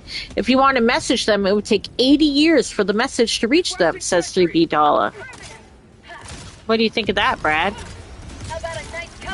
I think, yeah, we did talk about that. But you could elaborate again for those who just joined us. Please? As to why that would be. Like the light speed limitation? Yes. What do they say, 20 light years away? So yeah. 20 years, hey, Planet X, it's 20 light years away, what's up? And it takes 20 years for the message to get there, and then they go, oh, okay, message in your inbox. And you reply back, nothing much. How about you? And that takes another 20 years to come back. So yeah, 40-year round trip. And that's notwithstanding degradation or any other interference, which seemed to be a big thing about it. Yeah. 20 light years actually might be the limit for a communication like that because of the nature of the universe. And the degradation as well. There's too much radiation stuff in the way. And realistically, it would make sense to make some kind of like Death Star power communication laser. Death Star, please. Death Star communication laser. The fact that it would have to be so powerful to make a message that far without being degraded. Oh my god, a Death Star. Blow up a planet away. A Death Star post office. A Death Star post office. Let's go. Yeah. Oh my god, a Death Star post office. Where do you work? At the Death Star post office. Oh my god, now imagine Star Wars and the Death Star, but they were all just postal workers. Yeah, that's why they were so bad at shooting people. Because they were postal workers, not freaking... Oh my god, it all makes sense now, guys. They were just a postal outlet. Okay. Sorry. No? Yes? Yes? No? Yes? A little bit yes, a little bit no? Brad? I can't tell when you're talking to me or the chat. You! I'm talking to you! No, the Death Star thing was a joke. I liked it, though. I freaking liked it. Aww. Come on now. Damn it. Okay, so... moving back to the chat, I guess. Because Brad doesn't like my Death Star post office. Fuck him. I'm just kidding. I remember a book series says Wisdom Thumbs that says where planetary populations were put in cryo for centuries at a time. And planets were woken up in cycles to keep the Empire synchronized. Oh. Well, ooh, I like that. That's an interesting idea. He likes that. He likes that. You made him say, ooh. Literally freeze the population while the message gets there. I kind of like that bizarre dystopian... And the message is just like, can you remember to bring ice cream? Hold on, please. Hold on, society. We gotta wait for the election results to come in. Flash freeze the whole population to cryo suspension. And then it's like, and then your guy lost, and you wake up and you're like, well, fuck. Yeah. Oh, there's a recount. Okay, everyone back to sleep. Oh, shit. Or can you go get some milk? Fucked up. We're all out of milk. You wait for it. Or whatever. Not that you know what I mean. That's interesting. I'm gonna die. I'm gonna die here. But yeah, if we get into space and colonize the stars, there's going to be a period of time where it's going to be awkward dealing with the time delay, and hopefully science will advance to the point where we kind of overcome that with subspace communications, which is the kind of fast and light sub-layer weird dimension that's has various not very well explained like methods in science fiction. It's just kind of there to facilitate quick communication. Oh. Well, we got that more. Was like that timeless dimension that I was talking about. There's space but no time, so there's no time delay because time doesn't exist in that universe or dimension. Or there you go. Wisdom Thumb said people wake up just in time for all the communications from another planet's shift to reach them. Okay. And Red Dog said the problem with the universe is that that it is so goddamn fast. I'm stoked we are starting to get up real maps of it now. Never thought that would happen in my lifetime. Yeah, we do have some beautiful maps because of the advancements in all the telescopes and shit. I mean, yeah. I mean, agreed.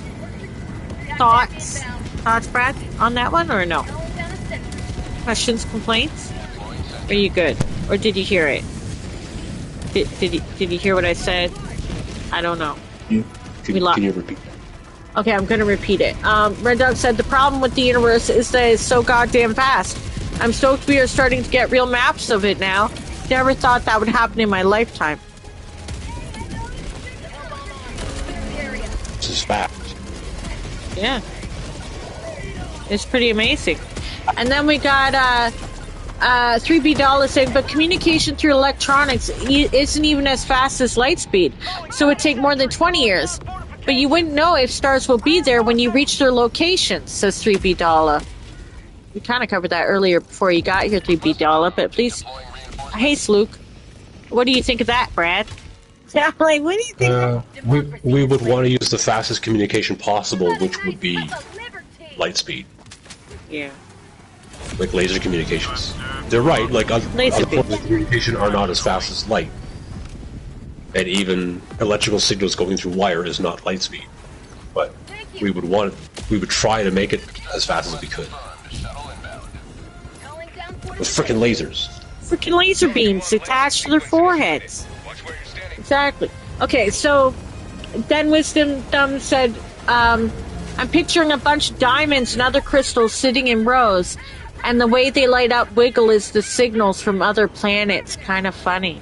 Ooh, we got somebody tripping out. You said I was high. Come on now. I want to read that again. Wisdom Thumb says, I'm picturing a bunch of diamonds and other crystals sitting in rows, and the way they light up and wiggle is the signals from other planets. What do you think of that one, Brad? What's wiggling the crystals? Yeah, what's wiggling the crystals, Wisdom Thumbs? What's wiggling the fucking crystals? What is, yeah, like, you just leave it saying. Red Dog says the problem with light is that it is so goddamn slow on an interstellar scale.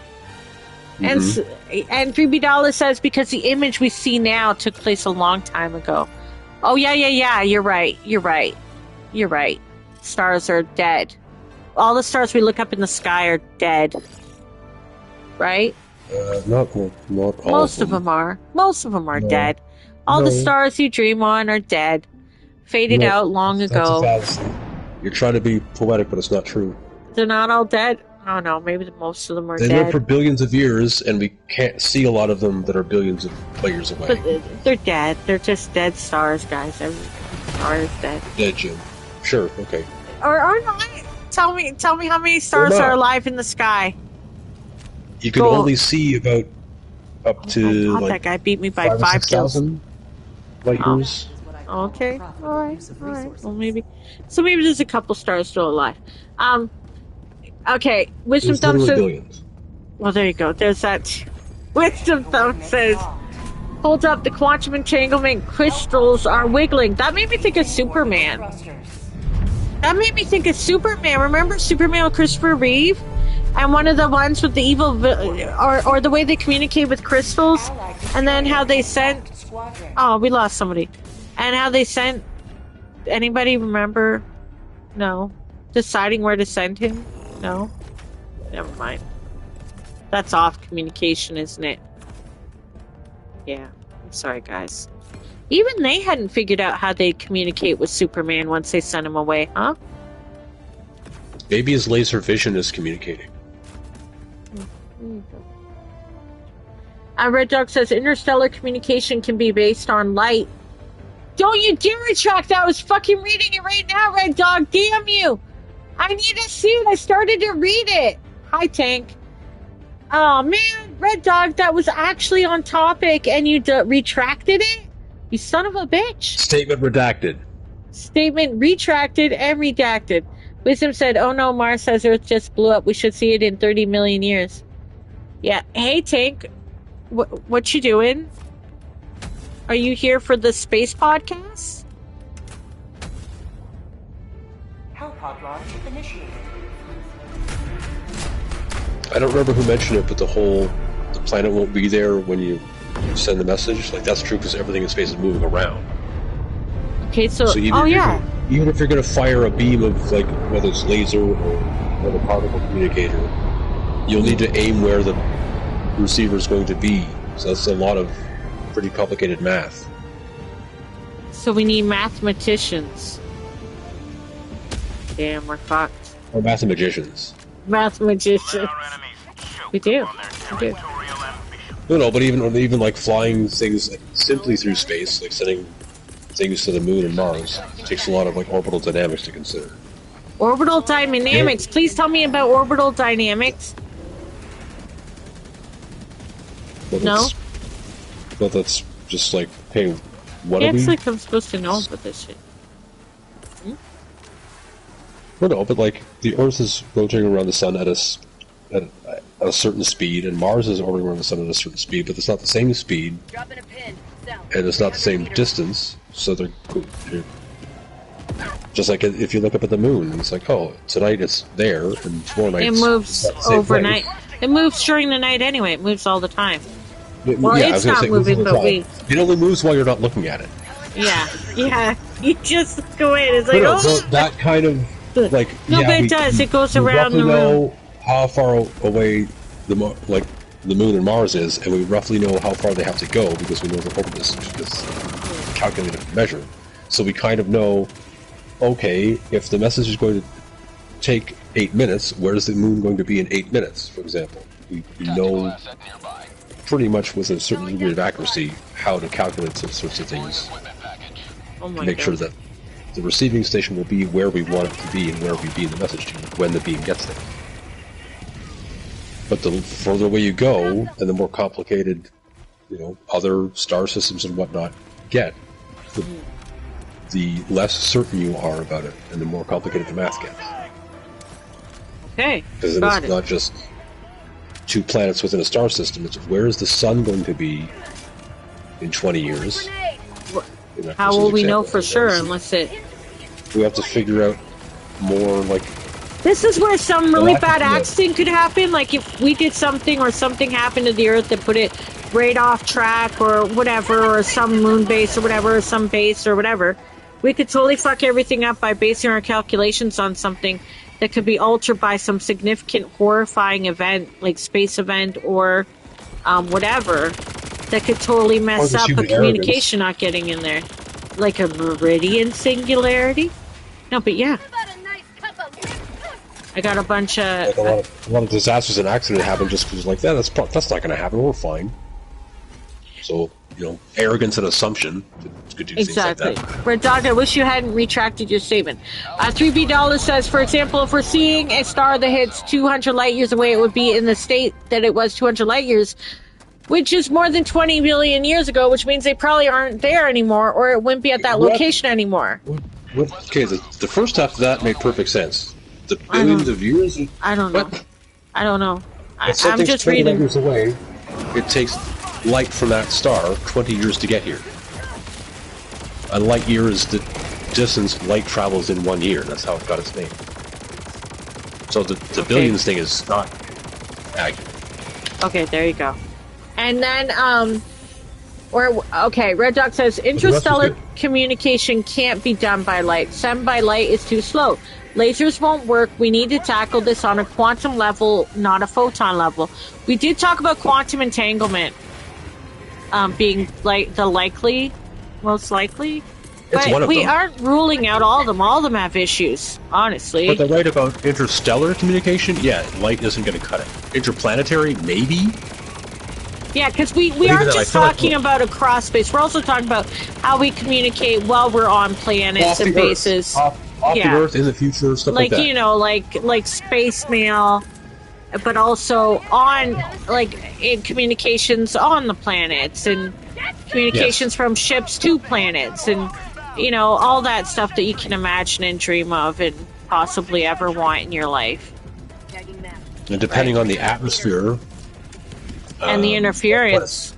Yeah. Well, no, but you can have different colored lasers will work in different atmospheres or underwater. Different color. Okay, tell me why different colored lasers would have an effect on anything. Please tell me why a different colored laser matters. So the colors, like this is kind of like the whole "why is the sky blue" thing. Yes, please tell me. That's because it's absorbing or reflecting every other color, and blue gets through. That's why we see blue. Blue gets through. Okay, so tell me about how that connects to lasers. That's why we use a lot of red or other colored lasers. But if the atmosphere was chemically different, or we're on an alien planet which has different, a lot of sulfur in it, it'd be kind of yellow. Huh? So you'd have to like adjust your laser to work in that environment. Different colored laser beams. Okay, I gotta catch up. Wisdom says, yeah, that's why I picture entangled crystals, which makes me laugh because a few generations later they may be called primitive. We have talked about that earlier in the podcast about how a lot of these way out there ideas might be considered primitive or silly, but have become real things, and that's happened in the past. Yeah. 3B like a steam train. Sorry, you have to do with the chat. Sorry. No, please, no, steam train. I just don't want to lose the whole chat, so keep going. I was about to say, like, a steam train to someone in the 1600s is like, holy crap, look at that futuristic technology, but here in the 21st century, it's kind of antiquated and not cutting edge. Because we've technologically advanced past that. Yeah. Yeah, there might be a future where quantum entanglement is like, that's like for babies. Yeah, like, my baby knows We're using, like, hyper-psychic communication now. Get with the times. Yeah, that's true. That's the fun thing about science fiction. It can always progress and go beyond what we think is possible. And even though sci-fi does seem really crazy, if it wasn't for some of the sci-fi that was written long ago, we probably wouldn't have even come up with some of the ideas. Some of the ideas that we have come from the inspirational mind. Like, people did come up with a lot of stuff prior to it becoming reality. It was written about because it was out there in the universal consciousness. Isaac Asimov, Arthur C. Clarke. Jules Verne writing about the moon. And then we had the Apollo missions. Fiction became reality. We made it a reality. Now we could get into philosophical, like, did that idea already exist and it was going to become reality anyway, or did the people get inspired by writing, or is it like when how people come up with the same idea, they're in different parts of the world at the same time? Was it just meant to happen? I mean, we could get all deep about that, but that's not what this is about, and I got some chat to catch up with. But I do find that interesting. You know what I mean? Because it wouldn't be the first time that something was created without there being a connection between people. And then there are other times where things are just stolen from people as far as their ideas, but that was a tangent. I'm sorry. Okay, back to the convo. Catching up to the chat. By the way, the information I'm saying is not exact, so it would be more or less. Yeah, $3. Also, there's something that's called dark matter that's in space that you can't go through, so everything that goes to space would have to zigzag. Dark matter fills up most of space. I don't know that it's not that we can't go through it. I need more, Brad to chime in. Yeah, we don't know enough about dark matter. We know it exists, but we don't know that we can't go through it. We know it exists. Is all I'm going to say in my ignorance. I think part of the first, realization or discovery, I don't know how you want to define it, but it was kind of like we saw objects like a galaxy, for example, and through gravitational distortion we could kind of guess at how much that whole galaxy weighed. But if you a galaxy that big should have this many stars, the amount of stars and all the stuff we could see didn't add up to the weight that it seemed like was there. So we presumed there was this dark matter, dark only because we couldn't see it and didn't know what the hell it was. $3 says we cannot go through dark matter. Yeah, but dark matter makes up most of the universe. We obviously have. How do we know we can't go through it? Yeah, we obviously have gone through it, or else we wouldn't be able to move through space at all. We don't know. Okay. Well, they're saying they know. There could be a giant chunk of it out there somewhere that's like, nope, don't fly through that. But we haven't encountered it. Wisdom says you have to use different frequencies and wavelengths of laser to remove different colors of tattooing from skin, not just because different colors go to different depths. See, that's why I like the chat. How you guys do contribute and how it connects. Lasers, yeah. And then You can't go straight, says 3B Dollar. Okay. Wisdom says even multi-spectrum lasers. Hey guys, slow down. Even. Okay. Multi-spectrum lasers would be like basically more than one color. Okay, hold on. I'm catching up. Okay. You have to use. Okay. Even multi-spectrum lasers that can burn through a shirt wall paint won't burn certain specific colors of fabric paint, says Wisdom Thumbs. Yep. So that connects. Red Dog says we actually already use lasers for interplanetary communication. Yes, we do, on a minimal scale. Wisdom Thumb says that's a line of sight in one solar system, though. So what do you think? Red Dog says 5 best things in science right now: quantum entanglement research, mapping DNA, mapping the universe, AI development, and quantum computing. You had them up until AI. I'm just kidding. I like the universe mapping because we're taking lots of pictures and we're seeing lots of stuff, but we still have no idea what the universe's shape is like. I saw an interesting video that was like, okay, if it's an ever-expanding sphere, like an inflating balloon, it was like round, which would imply that there's no kind of shortcuts. If you want to get from A to B, you have to go around the curvature of the universe and follow its path. But there's been other theories where the universe is shaped like a donut. This is sometimes referred to as like a toroid, I think is the description of that shape. Donut shape. So if you think of a donut and how, say you're on opposite, say you're on one side and you want to visit the other side, you have to fly around the circle of the donut. It's like, okay, there's no real cheating that. But say you want to fly to some other point, you could fly kind of around the inside of the donut, not just around the outside. So there's almost more than one way to get from A to B, and one might be shorter. So it's kind of like a fun theory, because it's like, well, we have no idea how to prove or even hypothesize on this sort of thing. But the fact that it's an idea that's kind of interesting. It's like, well, if there's a faster way to get from A to B, maybe that's kind of linked to maybe time travel is possible then. There you go. Time will flow the same through a different space. Mm-hmm. That's a bit of a mindfuck. Even me saying that, it's like, okay, whoa, what? Are you high? No, I'm just kidding. Just kidding. Okay. There's definitely some videos that I should link into the channels up, and they have a lot of interesting insights. Yeah, you should open the chat and link videos. Yeah, you should. You should open the chat. Oh man, that'd be great. Okay, so dark matter, Red Dog says, is 80% of stuff in space. We can measure it, and we know it doesn't interact with photons, which is why we can't see it. And 3B Dollar says it doesn't cover all space, but it is there. Yeah, we know. We know it's there. We know it's there. Yeah. Or we talked about earlier how we were talking about gravity-based communication. Yes. So maybe there's a particle like the graviton, which is repeatedly referenced and hypothesized to be responsible for gravity, the same way the electron is responsible for the electromagnetic force, and the photon is related to that too. Right. So maybe, yeah, we can't detect dark matter with photons, but maybe we can detect it with gravitons once we figure out if gravitons are real and use. We have to get to that point. Sensors that use them. Exactly. Okay, so. Until we understand the science, it's science fiction, but after we figure it out, it'll be as commonplace as anything else. A camera uses, photonics to take pictures. And that was magic. But until we invented it, it was like, how the hell do you do that?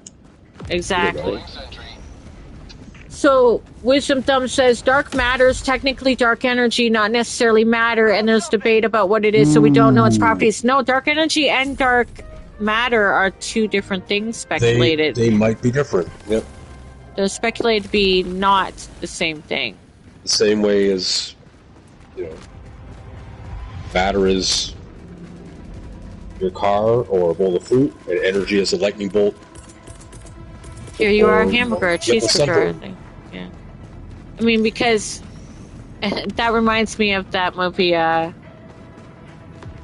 I Heart Huckabees, where Dustin Hoffman is explaining that we are everything in the universe. You know, like, you know, you're a blanket, you're an orgasm, you're a hamburger or a cheeseburger or whatever.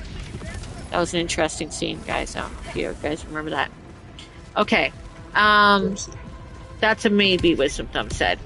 Anyway, 3B Dollar says it is physical like oil or concrete, unlike air or light. Air is physical? What do you mean? Yeah, what are you talking about? We have to physically breathe in particles that give us oxygen and stuff, so it has to be real. We'd be dead. Unless air... Hey, look, on this flat Earth, we don't act like air is real, okay? I'm just saying. Are you trying to tell me the sun is real too? Like, I don't know. This is getting crazy. Hold on. So, maybe we're misinterpreting. Maybe I'm misinterpreting the chat there. Red Dog says time travel is possible, but only into the future. You just need to get close to a massive generational field for a bit and then come back to Earth. Relativity, baby. I mean, we're all traveling in the future right now. We are in the future. 1 second at a time. Oh my god. That's true. This is the future. Nope, this is the future. Nope, now it's the future. This is the present. Yeah, but now it's going to be the future. No, now it's the present. Now it's the present, but it was the past, but in the past it was the future. Now, in the past, now is the future, yes. Yes. So there you go. So we travel through space all the time. They say we do that with our minds anyway because of our memories and shit.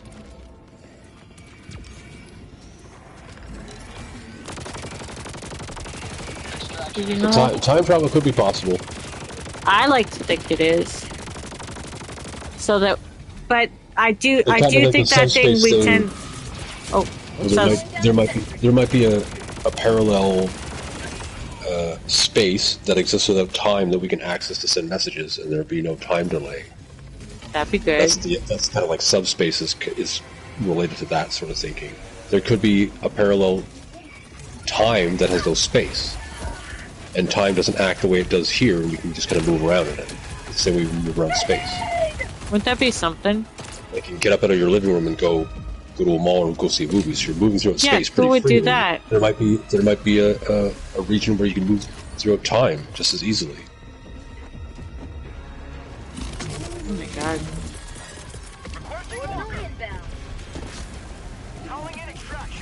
Okay, so I'm gonna be dead. They're calling it an extraction? I'm gonna... Hold on, I need help with the chat. What? Like pillars in space. Oh, they're saying about whatever. Okay. Gotcha. Wisdom Thumb says, I saw a study years ago on a primitive plate camera invented in Hellenistic Greece using fabric instead of plates. ETA T-minus 1 minute, 30 seconds. Okay. But it didn't work well. And Red Dog says... But the theory might have been... The theory was there. Yeah. They were trying. They were trying, at least. That's science. Hey, they were trying. That's us. That's science. That's us still trying. Yeah. And then, Red Dog says, technically, though, time isn't linear. No past or future. Time is just stuff we exist in. And it can be manipulated by lots of gravity. And that is fucking true. Because we've talked about time in space before. Yes. Time dilation in space. We've talked about that. Yep. Right, Brad? Right, Brad? Right, Brad? Yep. Right? Yep. So, yeah. Find a black hole, fly really, really fast around it. Yeah. Or if you're Superman, just fly really fast around the Earth and go back in time and fix stuff. Yeah. Save your girlfriend in the past. Yep, got it. In a bus or whatever. All that stuff you did last time. What was over here? They're gonna make me leave, but there's stuff and things. And we didn't find the pop rock. Oh, they're not giving me any time. Okay. Wisdom Thumb says time is orthogonal if you're outside time and can observe it. Otherwise, you're subject to the arrow of time and the distortion of relativity. I was going to say arrow of time. Yeah. You were going to say the arrow of time first? Aww, he beat to it. I don't care about first. It's just I like how we're on the same wavelength. The arrow of time is the perception that it goes forwards only in one direction. But it doesn't necessarily. Yeah, but we perceive it that it does. And why do we perceive it that way? Is that just so that our brains can grasp this reality that we live in? It might be so we can cope? That's how it works. It might be that's the way our brains have to perceive it, otherwise it would explode our minds and we wouldn't be able to rationalize things, or That'd it's a mix of both. That'd be kind of neat if it exploded our minds, I'm just saying. Would that be the worst thing to happen to us? That's that human bias I mentioned before, where we have to explain it that way because that's the only way we can understand it. Doesn't mean it's necessarily right or 100% true, but it's our best explanation of what's going on.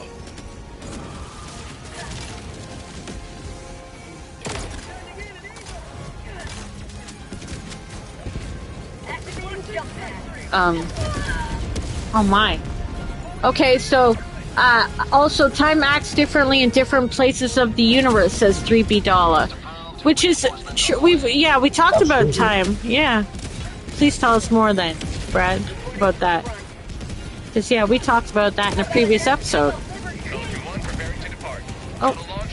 It's mostly related to high gravity areas and black holes and stuff. There's that damn gravity again. We need to have a space gravity episode eventually. Maybe at some point we can use that distortion effect to send messages.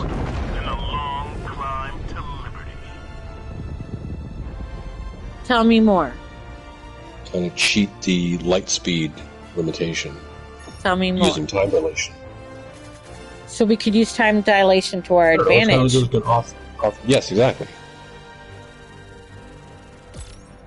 Like, that has me thinking, like, sci-fi, like, knowing the future. Like, how we know stars are burnt out? Right? What if we know that something's going to happen to a certain place or planet at a time because we see it because of how far away we are, and we're able to use time dilation to send them a message of warning because it hasn't happened yet.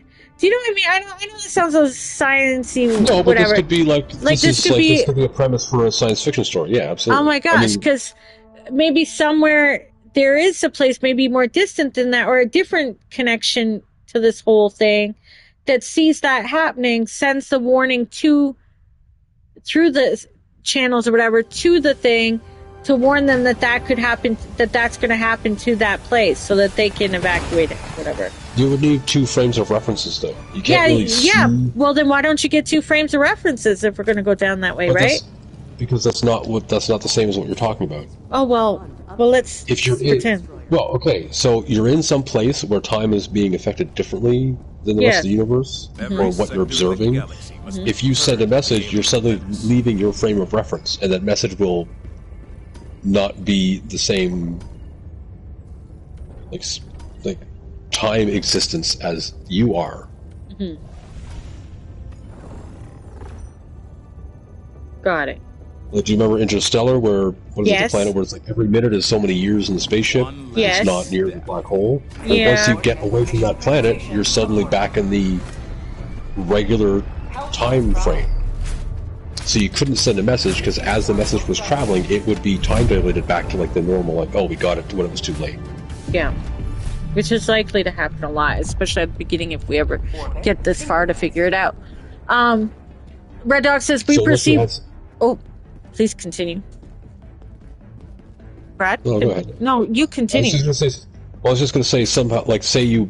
Maybe part of the communication mechanism is to harness black holes that use time dilation to do that. Just keep fucking up time to get it to work for you.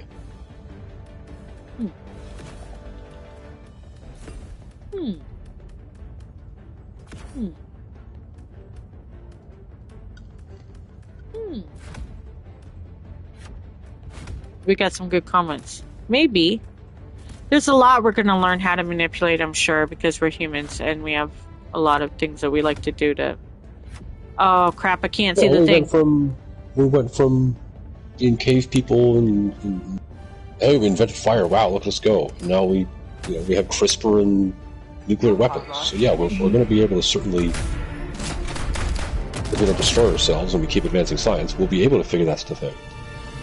Red Dog says we perceive time the way we do because we evolved that way, but math and observations have changed that for the scientific community. We can only change our perception so much, though, because we're limited by our biology. Exactly. We are limited by very old biology. But like science could change that. Like we know there are like birds, for example, that can see into ultraviolet, so they can see things we don't see. Oh my god, can you imagine if they're seeing aliens? We don't even know it. Birds knew they were here the whole time. Right? The birds knew the whole time. Because we're limited by our biology, we would have to either significantly advance our evolution and like basically down to manipulating our biology to add what we wanted to have, or use technology to do that instead, which might be a lot faster, and at least it'd be a temporary thing. Kind of like 3D glasses is like a lame example. Like, oh my god, remember how stupid those was? But we thought they were so cool for... You want to watch a 3D movie? Here, put on some funky copper glasses, and it suddenly works, and okay, I'm done with that, take them off. So yeah, we could have technology that makes things more visible. Yeah. Or it'll be like, hey, use CRISPR to fuck up your DNA and genealogy to let you see and do things that you can't otherwise. I got it. I wasted all those grenades. I'm so sorry. Okay, so 3B says, like dreams, the longest dream you would ever have, you will have it for 12 seconds, but you feel like you were there for an hour or so. I don't know about the specifics of the time for dreams. Like, I'm somebody that remembers and has nightmares every single night. And yeah, it did surprise me the other day that I dreamt so much within an hour of sleep that if they're only 12 minutes long, that's news to me, because, I mean, I don't know if that's across the board for everyone. I think there's a lot of brain stuff that would have to happen to, like, studies over people to really know for certain, with variations based on... Yeah. You know what I mean? Like, trauma brain, except for 12 seconds. Yeah, I think dreams last longer than 12 seconds, personally. That's just me as somebody who, like, every day dreams. That's a lot of dreams, but maybe I feel like a lot of studies are not as... Yeah, because that's not everybody across the board, or including trauma brain, or... I don't think... If I'm having 12-second dreams, that's a lot of 12-second nightmares, anyway. no, but they mentioned a perception. So, yeah, it might actually last only 12 seconds, but you perceive it totally differently because your brain is asleep and doing all sorts of weird shit. Yeah, but if I'm only dreaming for 12 seconds a night, I doubt it. But that's just me. You can doubt it. That doesn't mean it's true one way or the other. Yeah. But I do agree with the fact that, like, okay, well, that's... How many people did the study, like... record exactly how many people exactly if you ask and there's variations that doesn't mean that's Earth's favorite restaurant, and I think you ask 10 people. And I think you have to do the variation based on also like different types of brains. Like, and everybody's brain works the same, so I don't think we know enough about dreams yet to like say it's 12 seconds per dream and you only you know what I mean, like, I don't know, but that's just me. Maybe that's a hot topic for me. Let's move back on track. A phenomenon written of throughout history is prophetic dreams, separate from deja vu. I experienced it. Yeah, a lot of people have had prophetic dreams. Again, this is not... I mean, you could say it's about communication. I mean, prophetic dreams. If we want to talk sci-fi, we could talk about people dreaming on Earth, sending the dream to their freaking relative in space, yada yada. But, like, I don't think we're really going there. Red Dog says every culture has a tradition of past and future, which is really important because we are a forgetful species. It's helped us evolve. Fact, Red Dog. I mean, we are very forgetful. We forget things that happened last week, especially now with information overload.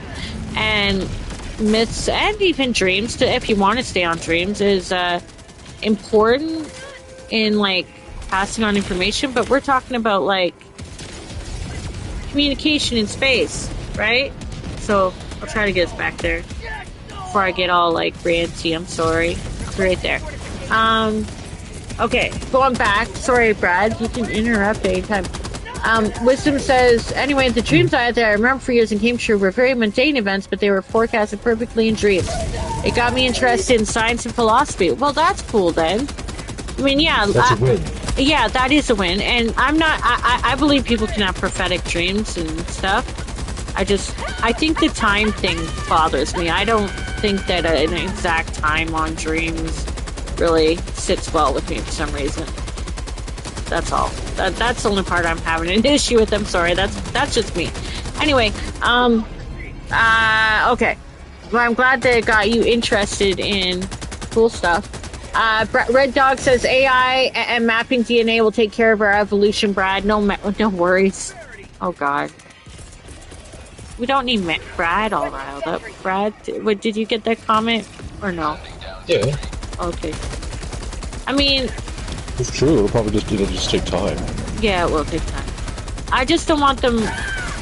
I mean, we don't want to get into what is it?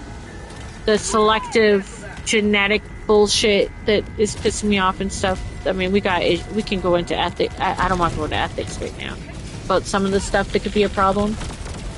3B Doll is holding on to that it's 12 seconds to have a fucking dream, and I really don't want to fight with you. And I don't think it takes more or less. I cannot say that every single human only dreams for 12 seconds. I just don't see that being the case. That's all.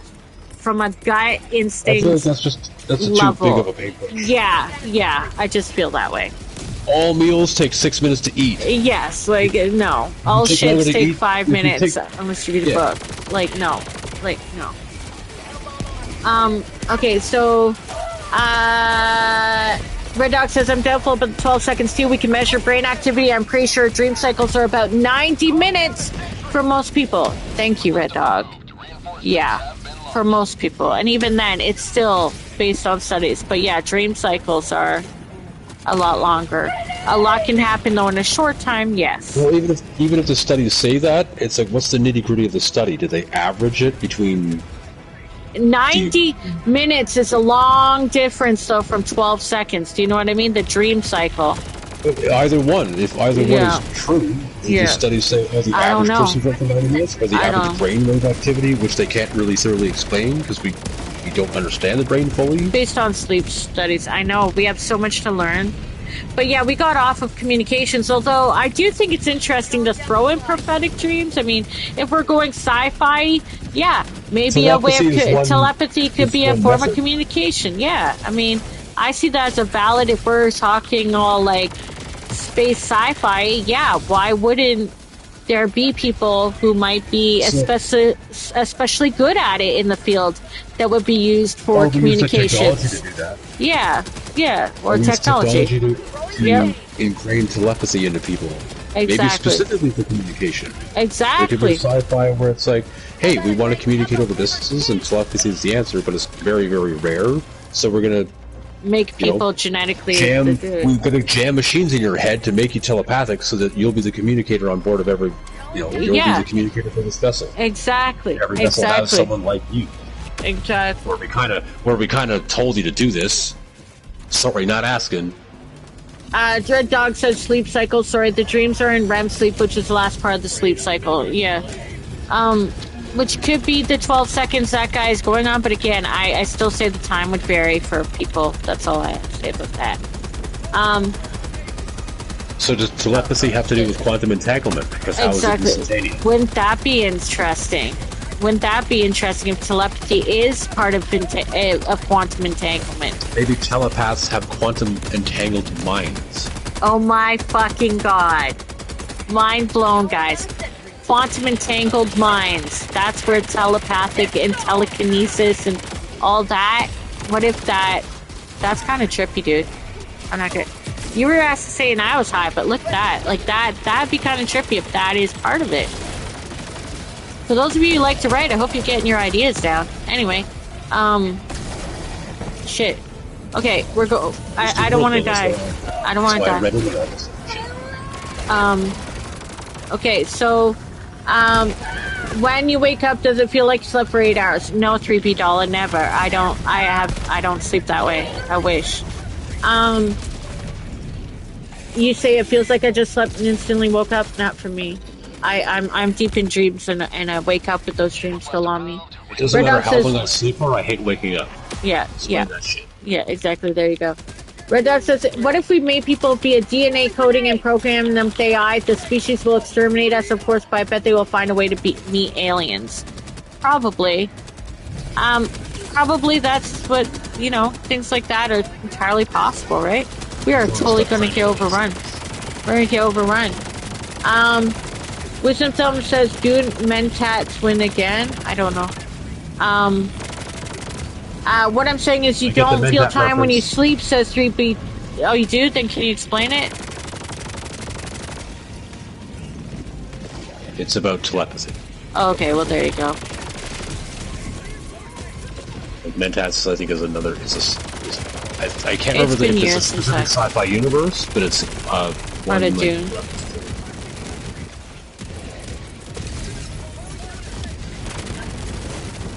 Oh my god. I'm gonna die. I'm trying to catch up, guys. Shit, he's gonna go to the back. Alright. Alright, so...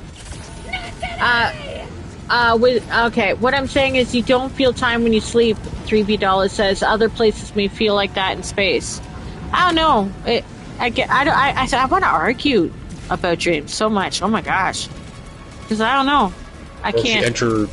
Well, I know we talked about like cryogenic suspension when traveling through space. What if you're not cryogenically frozen, but you enter a dream state? Yeah. You would still physically age still. That's the problem. Yeah, if you were dreaming. What about like your perception, like, oh, I just woke up, and oh, actually you've been asleep for like 30 years, but your body would still physically degrade. So that's maybe for short term, just to keep you from going crazy. Maybe. Yeah. Hey, we implanted this dream where you were just on vacation. You wake up like all refreshed. That was nice. Like actually, you flew to Mars, and it took 2 years. That could be a potential thing, I think.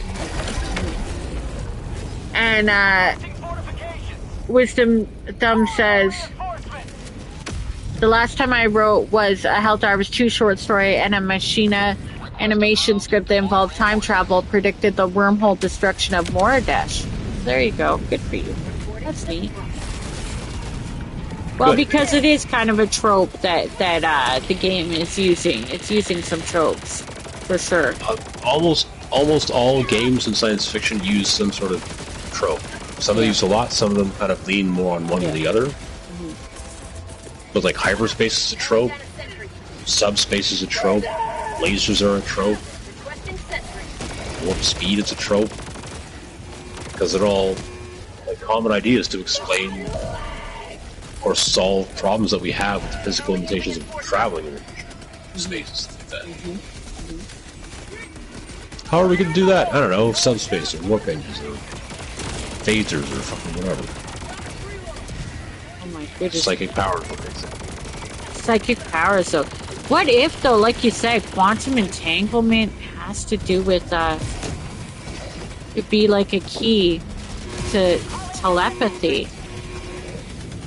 Oh my god. Or telepathy is linked to a separate dimension that only is like it's like a mental dimension. It's not so much about time and space, it's about mental energy. Yeah. Because there's so much of our brain, like you said. That's kind of like the warp in Warhammer. I never played Warhammer. I have to hear it. But... There's a lot of fiction and lore about it, though. Where you need... it's not only how you communicate over interstellar distances, but how you travel by entering this kind of bizarre, hellish dimension. Oh. But it's linked to psychics. They're kind of in tune with it. So people's psychic powers in that universe are both like reviled and revered or used. Feared. Hey, we totally need you to communicate and stuff. And we totally have to get that dimension to fly around in space. But there's entire planes of people that like fuck cycles. You fucking weirdos. Quit that. You get eaten by a demon and shit. No.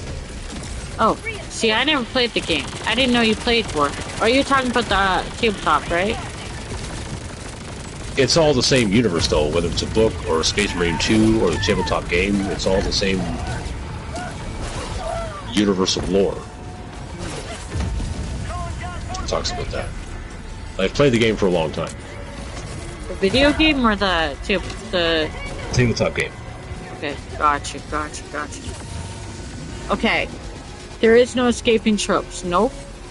Oh, thank goodness. They're not necessarily bad, though. They're just kind of assumptions. Oh, you're writing about sci-fi? Well, you're probably going to have spaceships and lasers. And laser beams, of course. Laser beams. Just like how you're talking, like if you're writing a fantasy tale, you'll probably have $2 saying goblins, demons are real. Wizards. You may have gone off track. You were with us the whole time, now you're saying demons are real. Oh my gosh. We were so close, guys. We were so close. I just need to make it through this. I don't know. We got a guy in the chat saying demons are real, so kind of like, I feel like we're gone off topic. You might have gone off topic. I'm just guessing. Hold on, I'm coming. I have to get to the chopper, okay? Extraction is available. Calling down a sentry. Calling down a sentry. Thank you. Marking extraction. Okay. Alright, I'm going back to my notes, if that's alright. Can I go back on topic?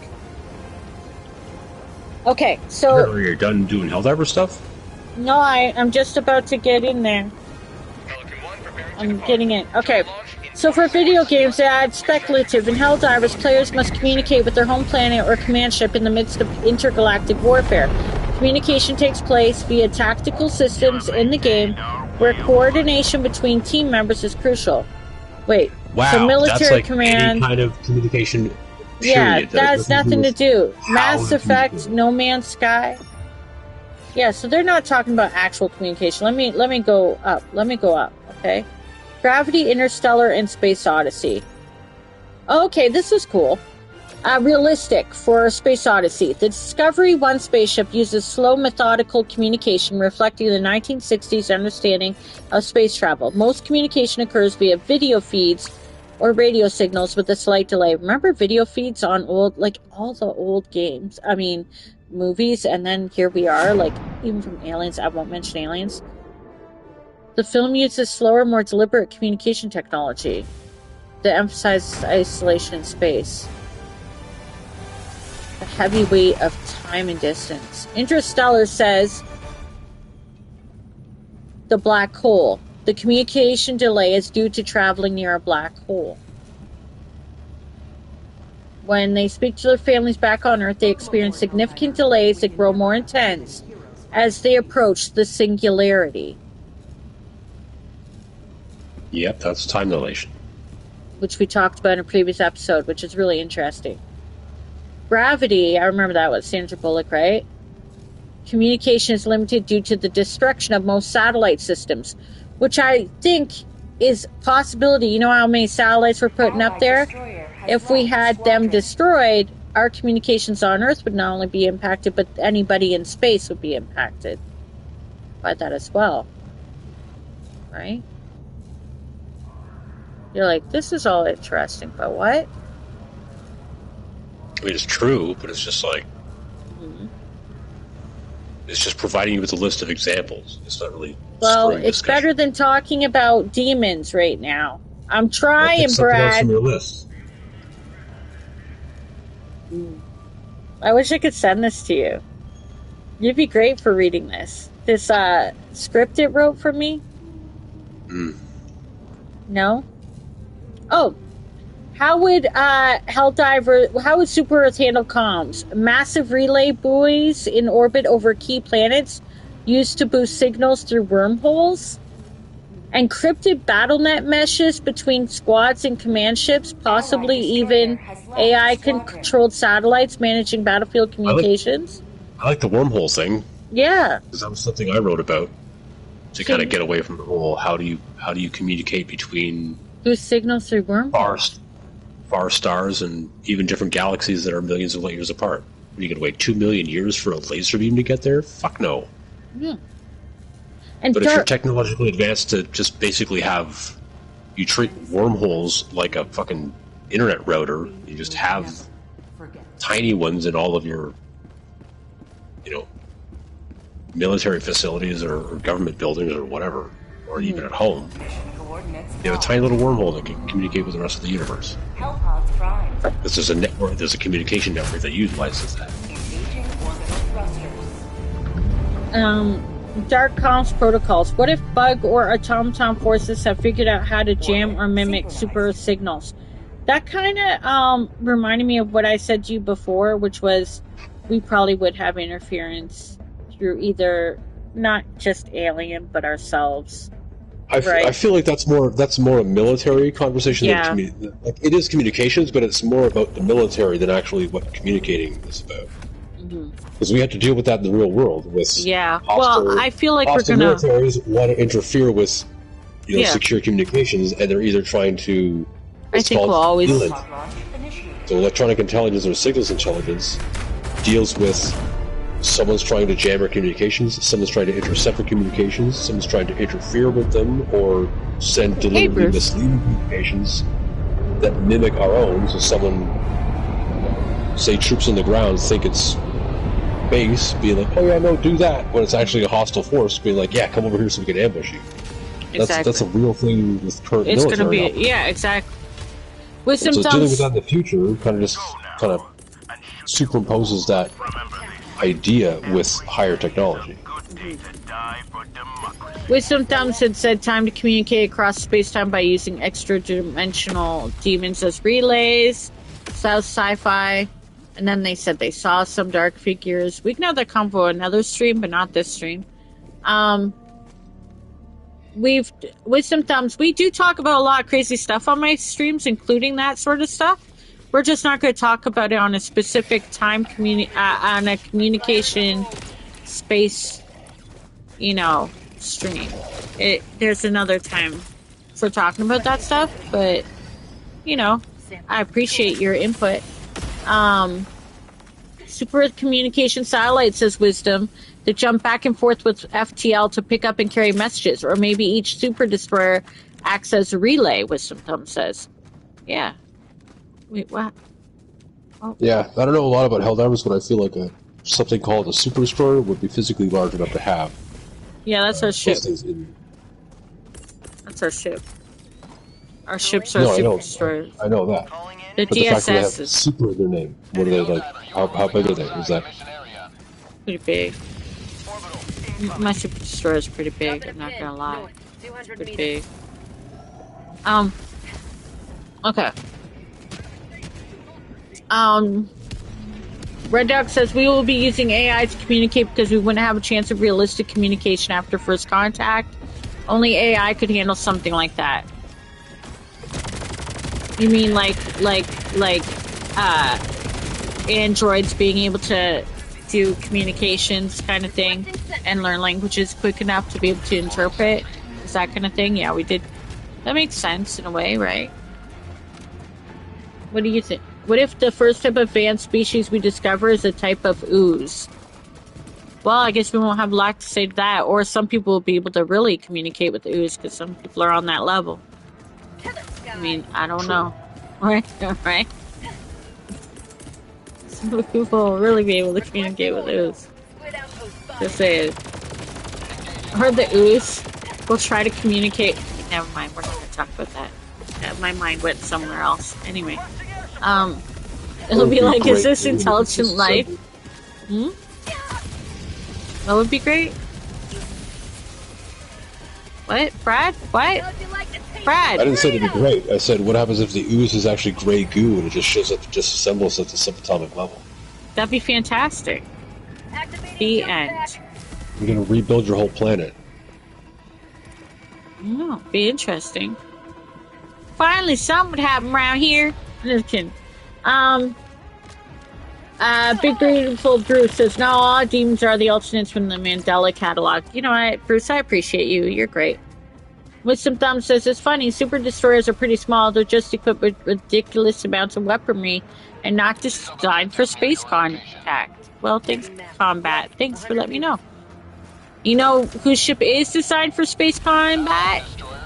That would be the ship that Brad is in right now on Elite Dangerous. Brad, where are you coming from right now in space? Can you tell us? Can you let us know? No. It's not designed for combat, it's always an exploration ship. What? The combat ship's back at home. You already left? You ditched your ship already? No, you can have multiple ships. Okay, well, what ship are you in right now where you're traveling? Or you can't tell us? Nobody's going to track you down. Well, where are you?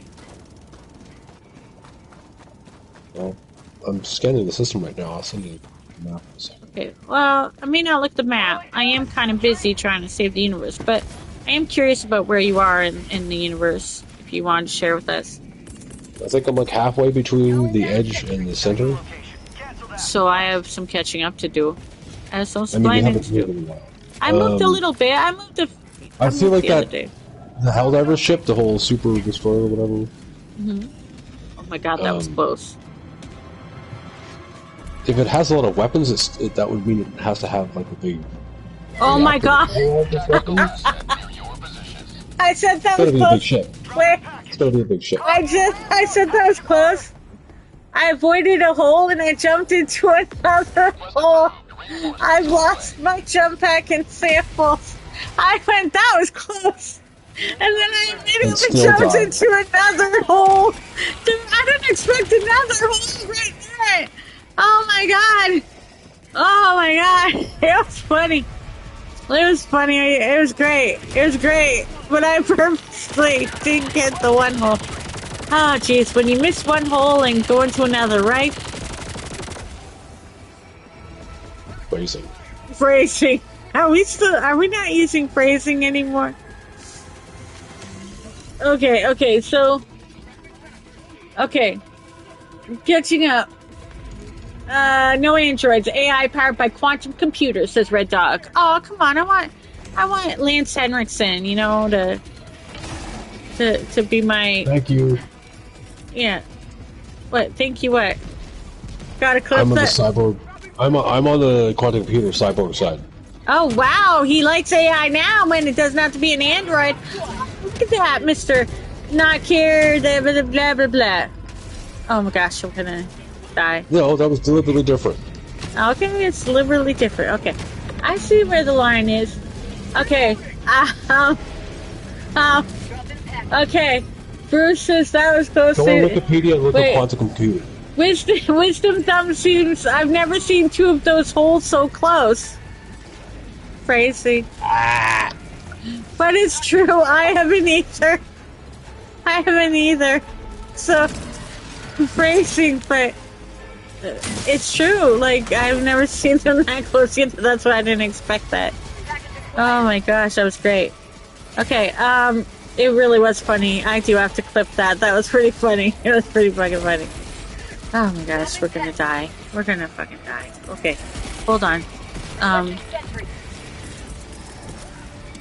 Okay, I'm getting out of here. I don't... Oh. Okay. Oh, shit. Okay, so... Yeah, Super Destroyers are roughly 2 football field lengths or 20 Super Yeehaws long, says Wisdom. So there you go, Brad. If you're curious about the size of... That's not as impressive as I thought. It is a Super Yeehaw, an actual unit of measurement. How fucking Yankee Doodle is that game? Jesus Christ. How Yankee Doodle is that game? Oh my god. That's a good question. How far away are you? Oh, I'm about 12 Super Yeehaws. Because it's like Space Alabama, I guess. Space Alabama. Whoa! Whoa! There goes half my audience. I'm kidding. No. Aww. Okay. I didn't know you were Alice. Yeah, Alice, one pill makes you smaller. Yeah, I did go down the rabbit hole. Gotta clip that, Red Dog says. I know. I've never seen anyone die like that. Casually look at one hole, then turn around and fall into another classic. Hold my coffee. I know, Red Dog. I will clip it. Just remind me to clip it. Or no, you just reminded me. I'll have to clip it. It was pretty fucking good. I'm just saying. It was very... Brad, you had to be there, okay? You had to be there. Sign the petition, make Super Yeehaw as a real unit of measurement, says Wisdom Thumbs. Yeah, because those always work.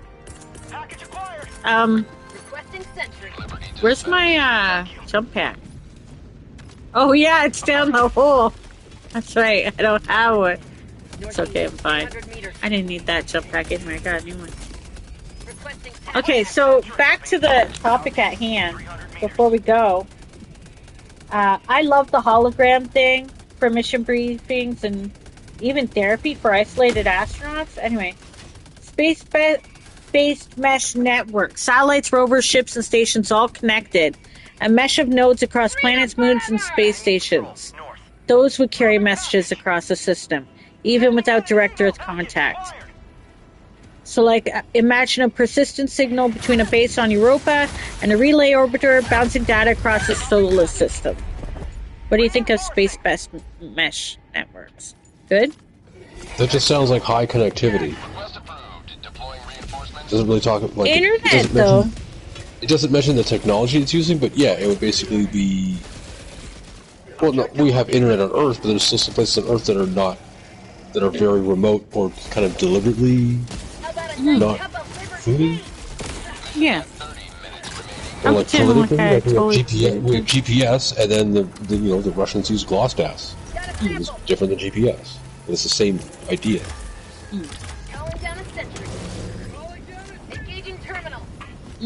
13 people watching. Nice. Yeah, I was just about to ask you guys if you had some science news, but I had gotten these really cool. Okay, ChatGPT really did help me out here, but I'm gonna save it to the end, because we're nearly done, eh?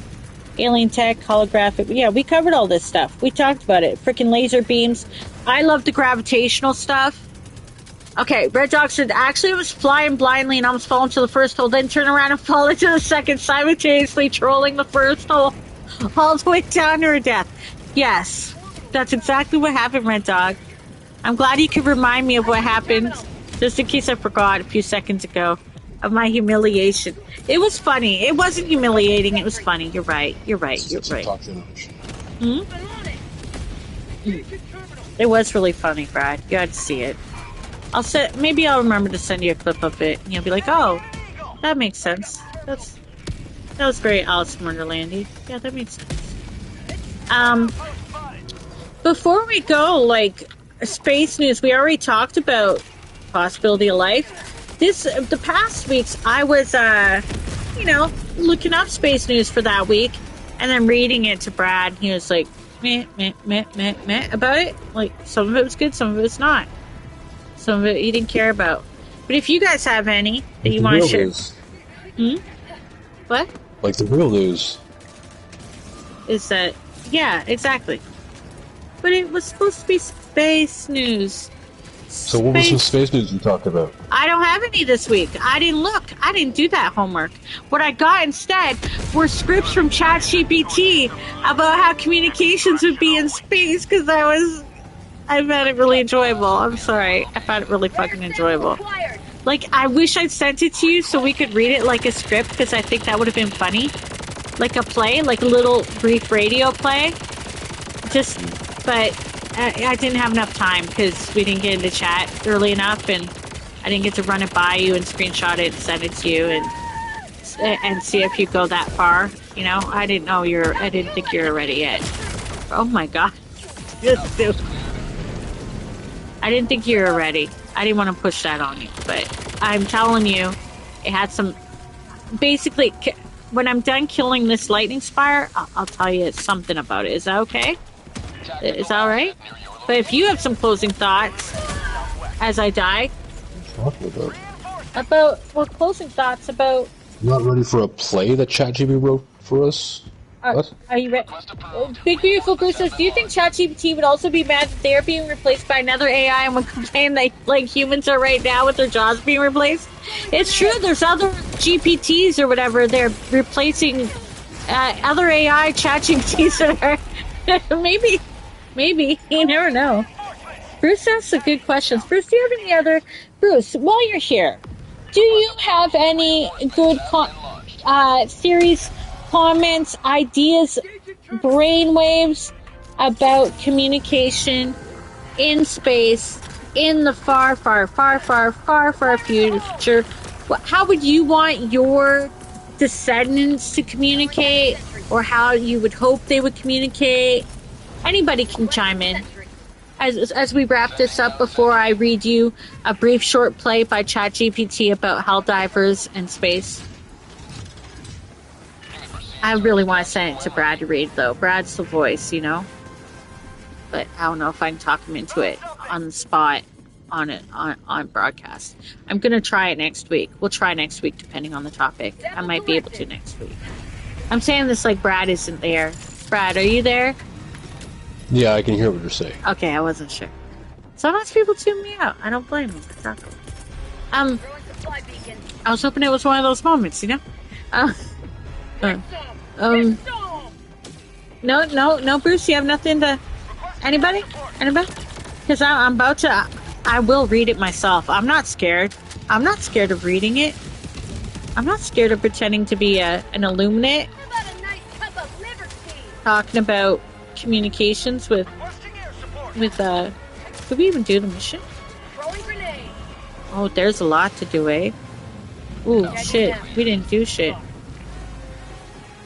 Okay. Coming. As Brad... Wait, Brad, you were going to tell us what system you were in. I just landed at the Pegasus. Aww.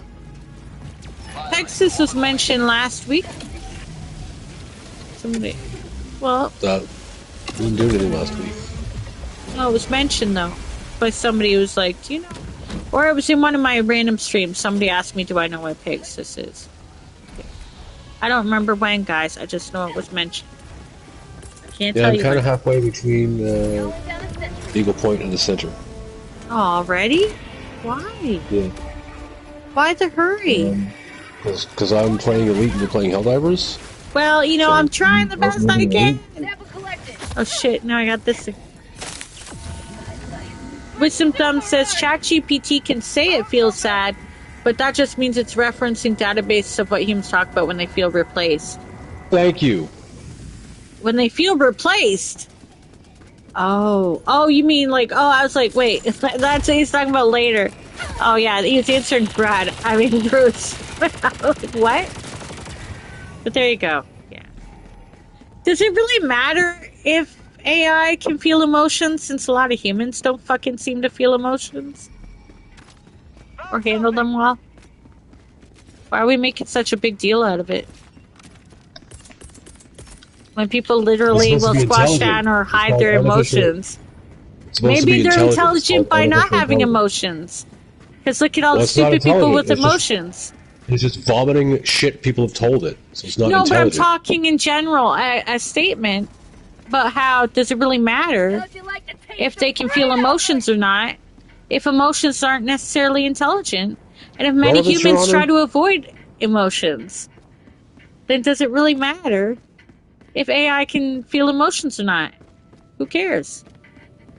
Huh?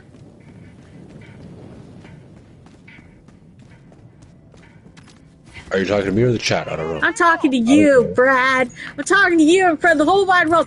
No, I'm just saying. I'm supposed to be impartial. Okay.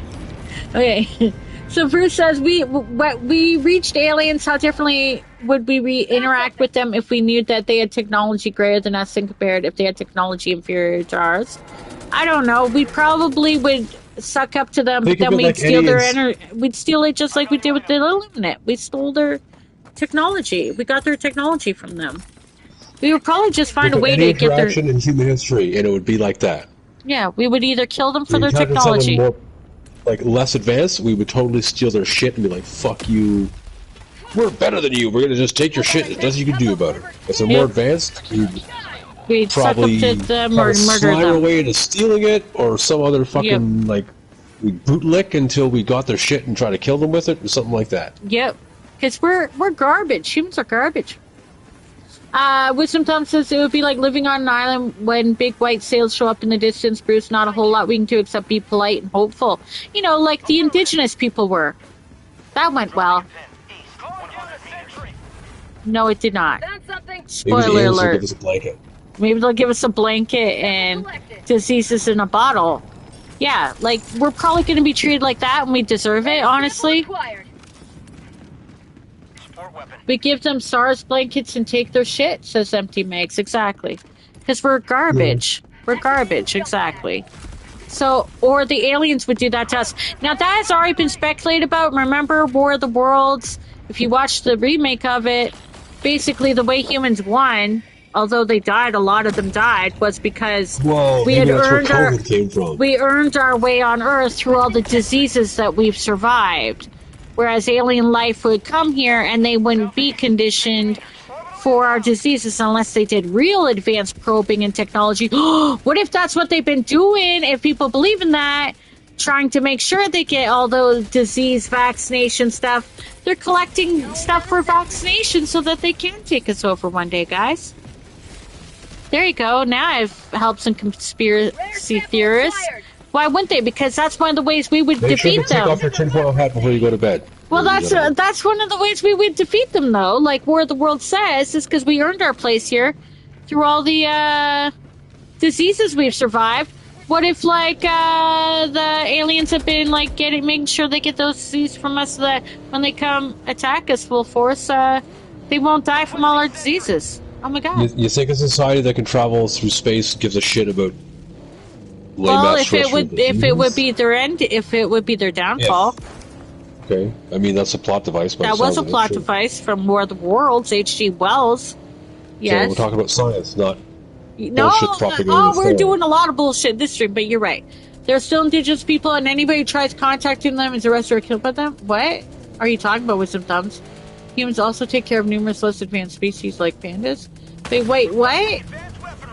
Oh. Wait, we might have gotten misconstrued there. Yes, there are still indigenous people in various parts of the world and here on these lands here too. And nobody is killed by them or arrested. Your counterpoint to humans are garbage was a little off. Because I'm like, what are you talking about? Like, we literally have indigenous people everywhere here still. That went off the rails. Anyway, what if the Earth is one of the most toxic planets in the universe because of the bacteria that grows here, says Red Dog. Exactly. You never know. And maybe that's why they're not here taking over our planet, because they're like, oh... The toxic bacteria being humans. Yeah, exactly! I was gonna say that! We are the toxic bacteria! Humans are! Oh my gosh. Oh my gosh. The best and worst things that's happened to this planet. Exactly. We are. Yeah, I was meaning indigenous as in... that's what we call people who were here first. I didn't just mean uncontacted people. I meant like people who were here first, like in Canada, in the States, etc. And we colonized their land. Anyway, and stole it. And lots of things. Anyway, yeah, the Sentinel Island, I know, is filled with humans that will kill other humans on site because the tribe there thinks that everybody else is evil, says Bruce. Yeah, like there are places like that. But they're right. Are they wrong? Are they wrong, though? I mean, if they really actually did have access to the outside world, do you think they should change their opinion? Maybe some of their kids wouldn't want that. They would want to change it, but... trespassers will be shot, survivors will be shot again. Exactly. Exactly. I mean, can you blame them? I'm going to say I don't blame them.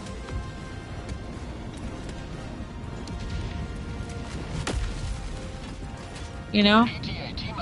Can you blame them? I mean, and it's hypocritical of us when we literally have, like, rich gated houses, communities where people are, you know, arrested for approaching property. You know, like it's not a completely different thing, but not really. We're no more civilized just because we have technology or... We're primitives. Yeah, we are primitive as well. We're just all around each other, which makes things a bit more complicated. So Bruce said, machine guns and baseball bats. I blame them for killing fishermen who were minding their own business fishing there, yes. And Wisdom said, gotta go a long way out of your way to fish there. Yeah, Bruce was being as ironic, like, you know, he was being sarcastic. He does that. He's smart. He's a smart kid. Space communication rule number 1, remember your towel. Rule number 2, remember your gun. I remember your towel being from, what book is it? Guide. There you go, Hitchhiker's Guide to the Galaxy. Don't forget your towel. I don't remember the gun part, but hey, you can get washed ashore there. Well, that's nice. It's probably an American copy that has that. We have 15 people wanting you to, like, tell us the answer to the universe now. Just so you know. 42. 42, thank you. Finally we can end the stream. What was the question? No, that was the question. There you go, the answer. There was no question, that was it. No, I really, if I sent this to you, would you read it out loud to us or no? Or would it be weird for you? Hold on. What is it? It is despair and panic. Okay. No, it's more there's like a corrupted field report, a partial data recovery. I would rather write something and read it than read something that ChatGPT told me to read. Oh my god, but I want to. Oh my god. Then read it. If you want it to be read, you can read it, by all means. No, I can't. But I love how it said you could read these in a hushed tone layered with a subtle ambient droning. Yeah, maybe a faint heartbeat or pulsing noise. To read that. That's a few glitch effects near the final lines would drive home that strange Illumina energy. Oh my god. I love this stuff, Brad, and I really do feel the same about AI, says what Wisdom Thumbs. Wow, look at you two. Look at you two, you know, connecting and shit. There you go. I even have dream sequences here. Okay. It's like a parody. The light that listens. Oh my god, when people were talking about dreams earlier, this is one of the ChatGPT communications. Partial reconstruction from ruined psych relay. The light that listens. We heard you before you knew how to speak. Your languages carry too few dimensions, so we give you symbols, visions, patterns in your dreams. Do not fear the silence between signals. That is where we are. That's a voice from the Illuminate, guys. Or is that from the automatons? Hell if I know now. No, intercepted Illuminate messages. Isn't that interesting? Guys? Look at one more. I know which fire post ChatGPT quoted verbatim there. Yeah, no, I just made these happen right now. But yeah, I'm sure you probably have them. It's probably... Oh, it's so cool. Okay. You send... Oh, never mind. No, we're not going to read those anymore. Anyway, it had some cool scripts, though. Like, classified deep archive report from a redacted source. Something about the Singularity Rift.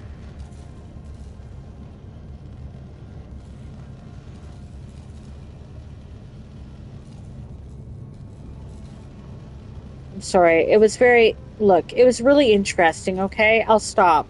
But It is interesting. I will agree with that. In the end, it's not the strength of your armor or the firepower in your drop pod that saves you. It's that someone out there hears you. A ping, a whisper, a voice in the void. We're supposed to be the poets. Wow, that should be on a Hallmark card. Communication is the lifeline of any mission, any species. Lose it and you're just noise in the dark. But as tech evolves, so does the hope of staying connected, even across the stars. Got a theory on how Super Earth really runs in deep space networks? Send it in, encoded, encrypted, or scribbled on a napkin. We'll decrypt the best and read them out loud in our next Dropcast. Music and fade out with the sound of a fake ping. Beep, beep, beep. Oh my God, Brad! We could have made such beautiful things if we'd done this. No? No? If we read some puke that ChatGPT came up with, maybe. No, we could have made it better. We could have made better puke. So I'm just saying, we could have made better puke. Well, we could have written stuff, but too late now. Too late now. Oh man, though. There was some really cool shit, though, guys. Look at this. Closing thoughts. The voice in the void. Rap with a human touch. How important communication is, not just for tactics, but for mental silence. In the silence of deep space, even a single word can save a life or start a war. Mic drop. Wow. Look, are you giving me anything different? Give me some. The roleplay post reports in the Freedom Alliance Discord are about the same stuff as this AI. Wisdom Thumbs, if you're in my Discord, send me a link to that Discord, and I will go to that one, because I would love to read those. They're hilarious. That's fun. Okay, final one. It's the flags. I'll have to call for help. Are we done? We're done? We're done. We're done, right? We're done. We're done. I'm gonna hug this guy.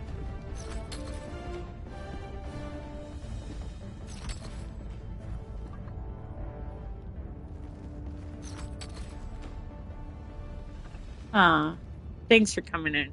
And I'm gonna kick this guy. I'm sorry. Mission preparation aborted. Sorry, I gotta wrap up, you know? I gotta wrap up. Initiating Alright. jump to The roleplay reports, you know what? Where did you see that? The FRR you on about, Bruce? I was using ChatGPT. I was going down rabbit holes. I was like, write a script for me of, you know, how the Helldivers would communicate. And it was like, podcast theme, whispers through the void, the future of space communications. Imagine. Oh, I can't do it. Brad would be so much better at reading this, and I can't do it. But it talked about key talking points, laser communication, mentioned NASA's DSOC success, which we did, and how Helldiver-style dropships could use high-speed laser relays to transmit real-time battlefield data across star systems. Quantum encryption, talk about quantum entanglement for unhackable comms. Guys, we already talked about quantum entanglement earlier in the stream. So imagine Super Earth using this to coordinate Helldiver squads while avoiding bug intergalactic intercepts. We're not doing that. And delay-tolerant networking. Explain how this mimics the beginnings of an interstellar internet where comms aren't instant, but they're reliable, even across light minutes or hours.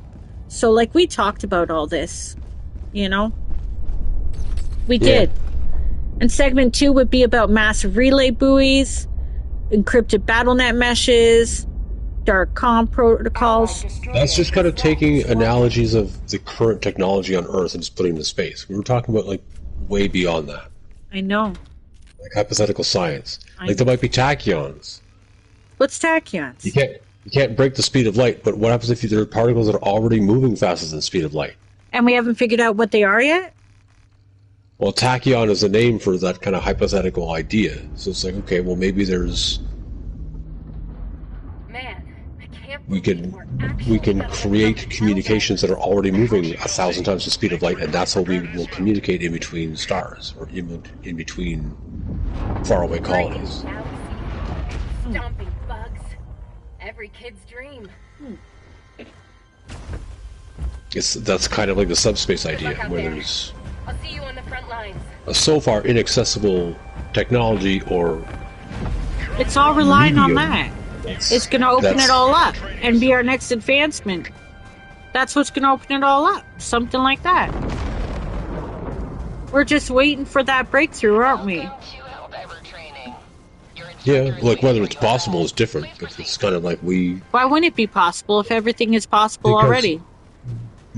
Because not everything is possible. Why not? But for thousands of years, because scientific limitations. But for thousands of years, human beings saw lightning was like the force of gods. Zeus, yep. And then hey, like, we figured out electricity, and now we all have it in our homes. Which... So did we harness the power of the gods, or did we just figure out more science to make it applicable? Maybe it's more of the latter than the former. So we're just waiting for science to catch up. Oh, that's going to work. And that will surely advance further now that women are no longer to be involved in papers or science. Stopping the progression of science. Where is that? Like northern Mexico? I don't know what you mean. States. Never mind. Don't worry about it. I'm just saying, I feel like we're going backwards in science. We're going to go backwards for a bit. Maybe in certain shitty parts of the world, but not everywhere. Okay, good.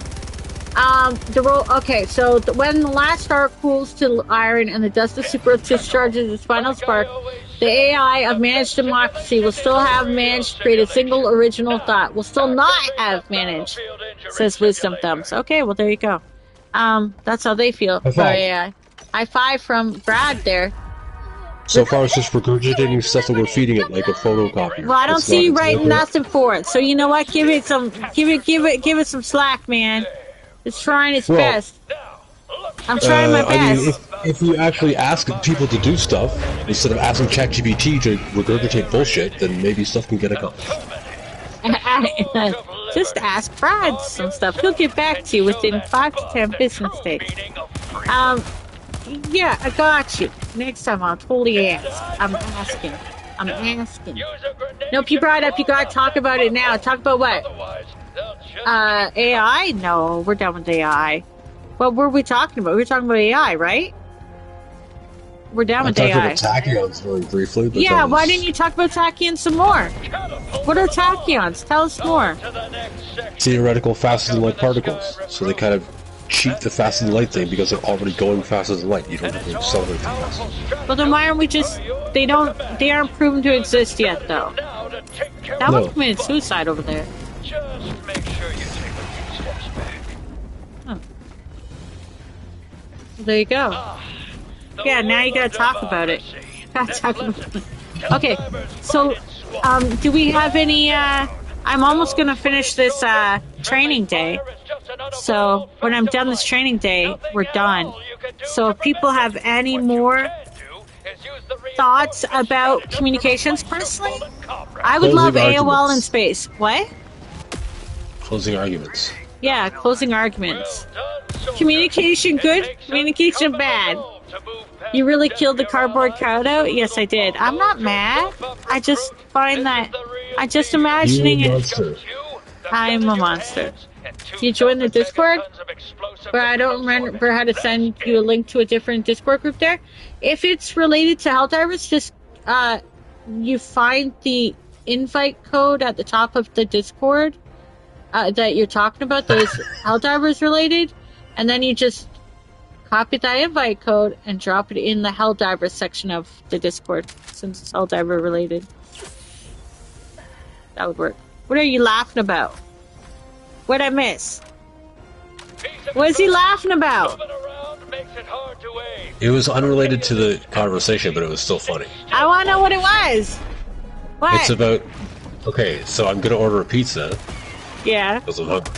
And nothing's open today because it's Easter Friday. There's pizza in the fridge waiting for me, and I haven't eaten it yet. Go on. And this... you should have gotten it already. And because it's April 18th, yeah, which means 420 is coming up in 2 days. What is coming up in... Yeah, 420. And 420 is... there's something going on 420. Easter is on 420. Yeah. Yes. Are you laughing about that?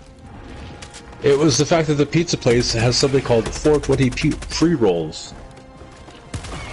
And it looks like a... Like a baby Jesus? It's like a rolled up pizza. Oh, I like it. Does it look like a Jesus? No, it's not Easter related. Oh, geez, that's too bad. Because they have so many opportunities to, like, you know, be blasphemous and, you know, have pizza-shaped Jesuses. I'm just saying. Communication is good if I decide who we communicate to, says Bruce. And we... Wait, what? Oh, I'm gonna die, guys. What am I doing here? Why is this warrior killing me? Yeah, those unthinking bugs never stood a chance against me. Boy, did I sure show them. So you didn't order your pizza beforehand? Look, I got pizza in the fridge, man. Like, I don't know. You didn't really think that. You didn't think that through me. You're like, it's open till 2. I thought it out perfectly fine. Oh, okay. Have your cold pizza in the fridge. It won't be cold. It's called warming it up.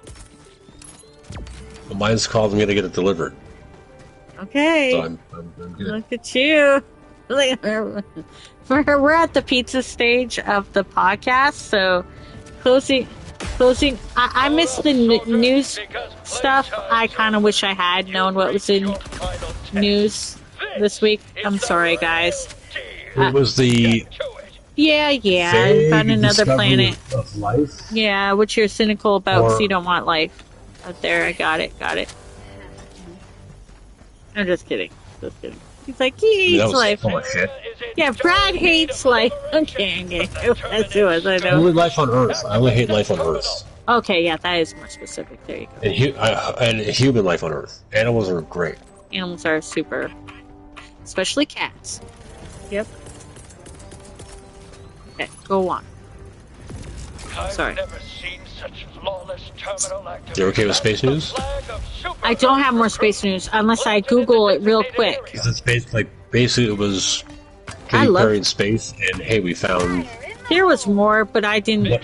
What might be some sort of life molecules, or hey, these are complicated enough that only marine life could have made them. Yeah. How are we supposed to prove that? Because it's 124 light years away? There was probably more space news, but again, I didn't do what I did last week, which was prepare. I was too excited about the topic of communication in space that I, And getting ChatGPT to write a play. Look, we all have our hobbies. You gotta pick your battles.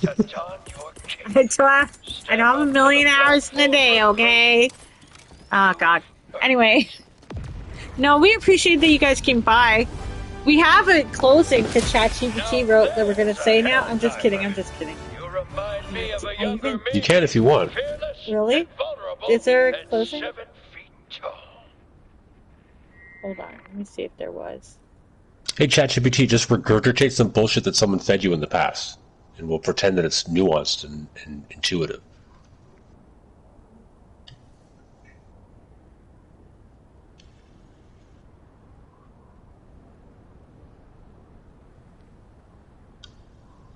Oh my God, reading some of it is so exciting though. I'm sorry. There was even some dream sequences because I got real twisted with this. I've used it before and it just gets really stale really fast. And it's like, this isn't really... Optional outro after reading these, I could have said whether they're watching from beyond space or buried deep in our signal chains, the Illuminate remind us of one thing: the void isn't empty. It's just waiting for us to listen differently. I like that one. I like that.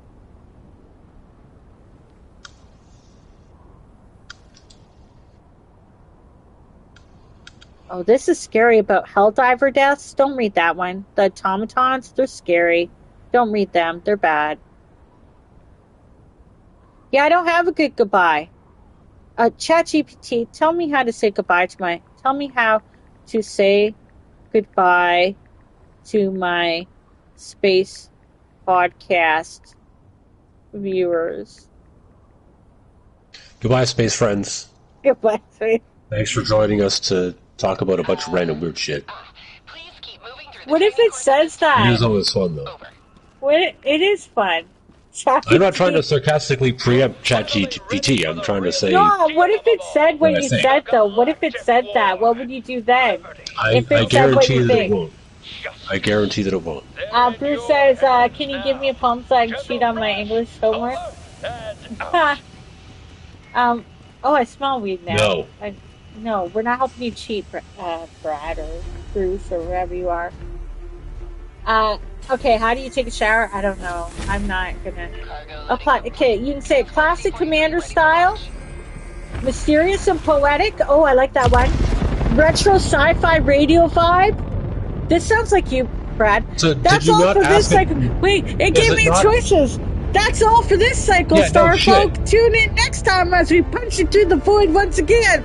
Until then, safe travels and may your comms stay clear. I fucking hate ChatGPT. That sounds like you.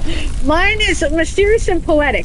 As we drift once more into the silence between stars, remember, every goodbye is just another countdown to hello. Until the next signal, fellow travelers. I like that one. Helldivers. Every goodbye is a countdown to hello. Yes. Who else puked in their mouth a little bit there? Just me? That would hurt. I swear. Helldivers inspired for your fans. This is codename. Oh, I guess it'd be Ono series. Helldiver unit out. Mission log complete. Stay vigilant. Stay loud. And spread managed democracy. Until next drop.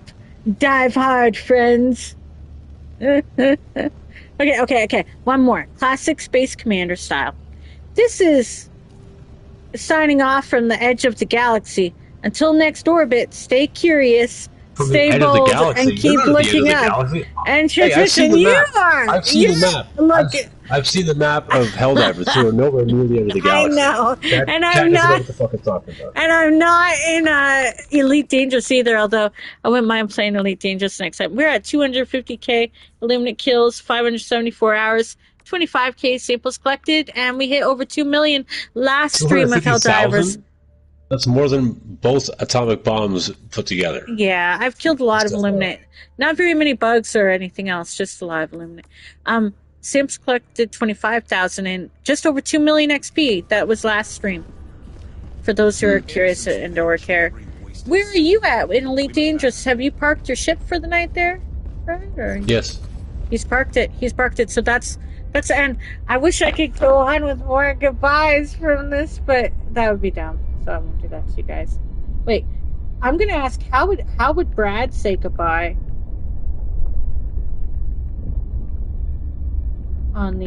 Let's see if it gets creepy. How would someone who hates ChatGPT say goodbye on a podcast? It's reasoning. No, it's not. It's compiling accumulated data that's been entered already. Oh, this would not be you. This is not you. Yeah, this is not you. It's like, all right, that wraps up another episode of Let's Discuss. I'm Brad. Thanks for listening. I fear the day where a chat AI program sharing your thoughts. It's something we talked about. For be more cynical. Be more cynical. And be like way more cynical. Be more cynical. And I'm a cynic by experience, I'll have you know. Be more cynical. I used to have hope. Well, congratulations. You wasted another half hour of your life listening to Let's Discuss. It was 3.5 hours. It's been 3.5 hours. I'm Brad, and if any of this actually made sense, I'd be amazed. If it didn't, hey, at least you're still smarter than your toaster. That does sound like you, a little bit. Hit us up if you've got something better to say, though. I doubt it. Though I doubt it. Sorry. Until next time, keep doubting, keep complaining, and try not to let the void of space swallow you whole. Cheers. That's closer. More cynical. I like how it says. I like how it says cheers. More cynical. That's my email salutation. And funny. More cynical and funny. Okay, we'll try one more time, guys. Thanks for listening to all this. Stop trying to program chat to talk like me. That's freaky. More cynical. No, even more than that. I used to not have hope. So it's okay. Brad, cynical and funny sign off. Welcome to congratulations. You've just sacrificed another chunk of your precious lifespan listening to Let's Discuss. I'm Brad, your unwitting tour guide through this glorified thought experiment. Thought experiment. If anything I said actually... Yeah, I know, right? If anything I said actually clicked, you're more optimistic than I am. Kudos. If not, hey, at least your houseplants still have a chance. Drop us a line if you really want to or don't. No one's forcing you. Oh, blah, blah, blah. Until next time, assuming we bother to make one, keep questioning everything, especially podcasts. Cheers. So far that's the closest to the truth. That combination. More cynical and smarter and funnier, but cynical. I think there's a limit to how smart and funny chat can reply. Look, we're going to try once more.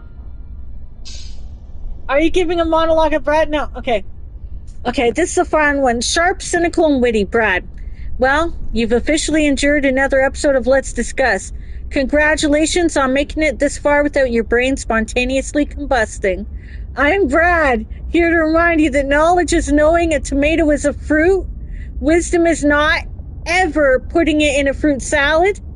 If today's ramblings gave you even a fleeting glimmer of insight, pat yourself on the back.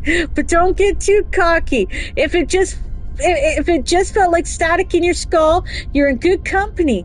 Reach out if you're legally obligated, or don't. Your silence is oddly comforting. Oh my God, me too. Until next time, stay skeptical, stay amused, and remember, in the grand cosmic joke, we're all the punchline. Cheers. I've just turned Brad into ChatGPT. Okay, that was scary. I like the fruit salad thing. That's awesome. Right? Like, I'm telling you. Now I'm just gonna... Because it's true. Right. Like, tomato's a fruit, but you don't put it in a fruit salad. You just don't. Bit more. That's the difference between knowledge and wisdom. Bit more. It's like, why are you making... That's the uncanny valley right there. Like, no. Stop it. Okay. Yeah, it's just, it can't do it. It can't do it for that one. But yeah, that was great. You're going to break ChatGPT. I'm making Brad GPT. I'm so sorry. Brad GPT. No! You became me. Okay, thanks guys for listening. I had to have Brad say goodbye, but he already did. That got weird at the end. I've said goodbye 3 times already, apparently. More cynical every time. First thing I see in my D&D group's meme chat is ChatGPT map of Europe. Someone needs to help me escape this house. As Wisdom Thumbs. Well, thank you. Anyone else have any goodbyes? Anybody? Any goodbyes for Brad, who may or may not... Thanks for joining everybody and talking about a bunch of random weird space stuff. Yeah, thanks. I enjoyed this episode. I was really excited about communication in space and communicating in this space. We did cover a lot of bases between... A lot of bases in space? Lasers and wormholes and the usual kind of space stuff. I would like more gravitation. I love gravitational stuff now. I'm kind of really hyped about it. We got a thanks for the stream. Good to meet you, says Wisdom Thumbs. Goodbye, our favorite GPT Brad, says Bruce. And Red Dog says, you're a good people, Brad, and a peace sign. Yeah, thanks. And thanks to those who played with me, even though I had you on mute in the game. Yeah, thanks. Take care, guys. That's just to make the chat less complicated, I think. Yeah, thanks. Bye, everybody. Otherwise, there'd be a lot of yelling. Oh, I should have. Goodbye.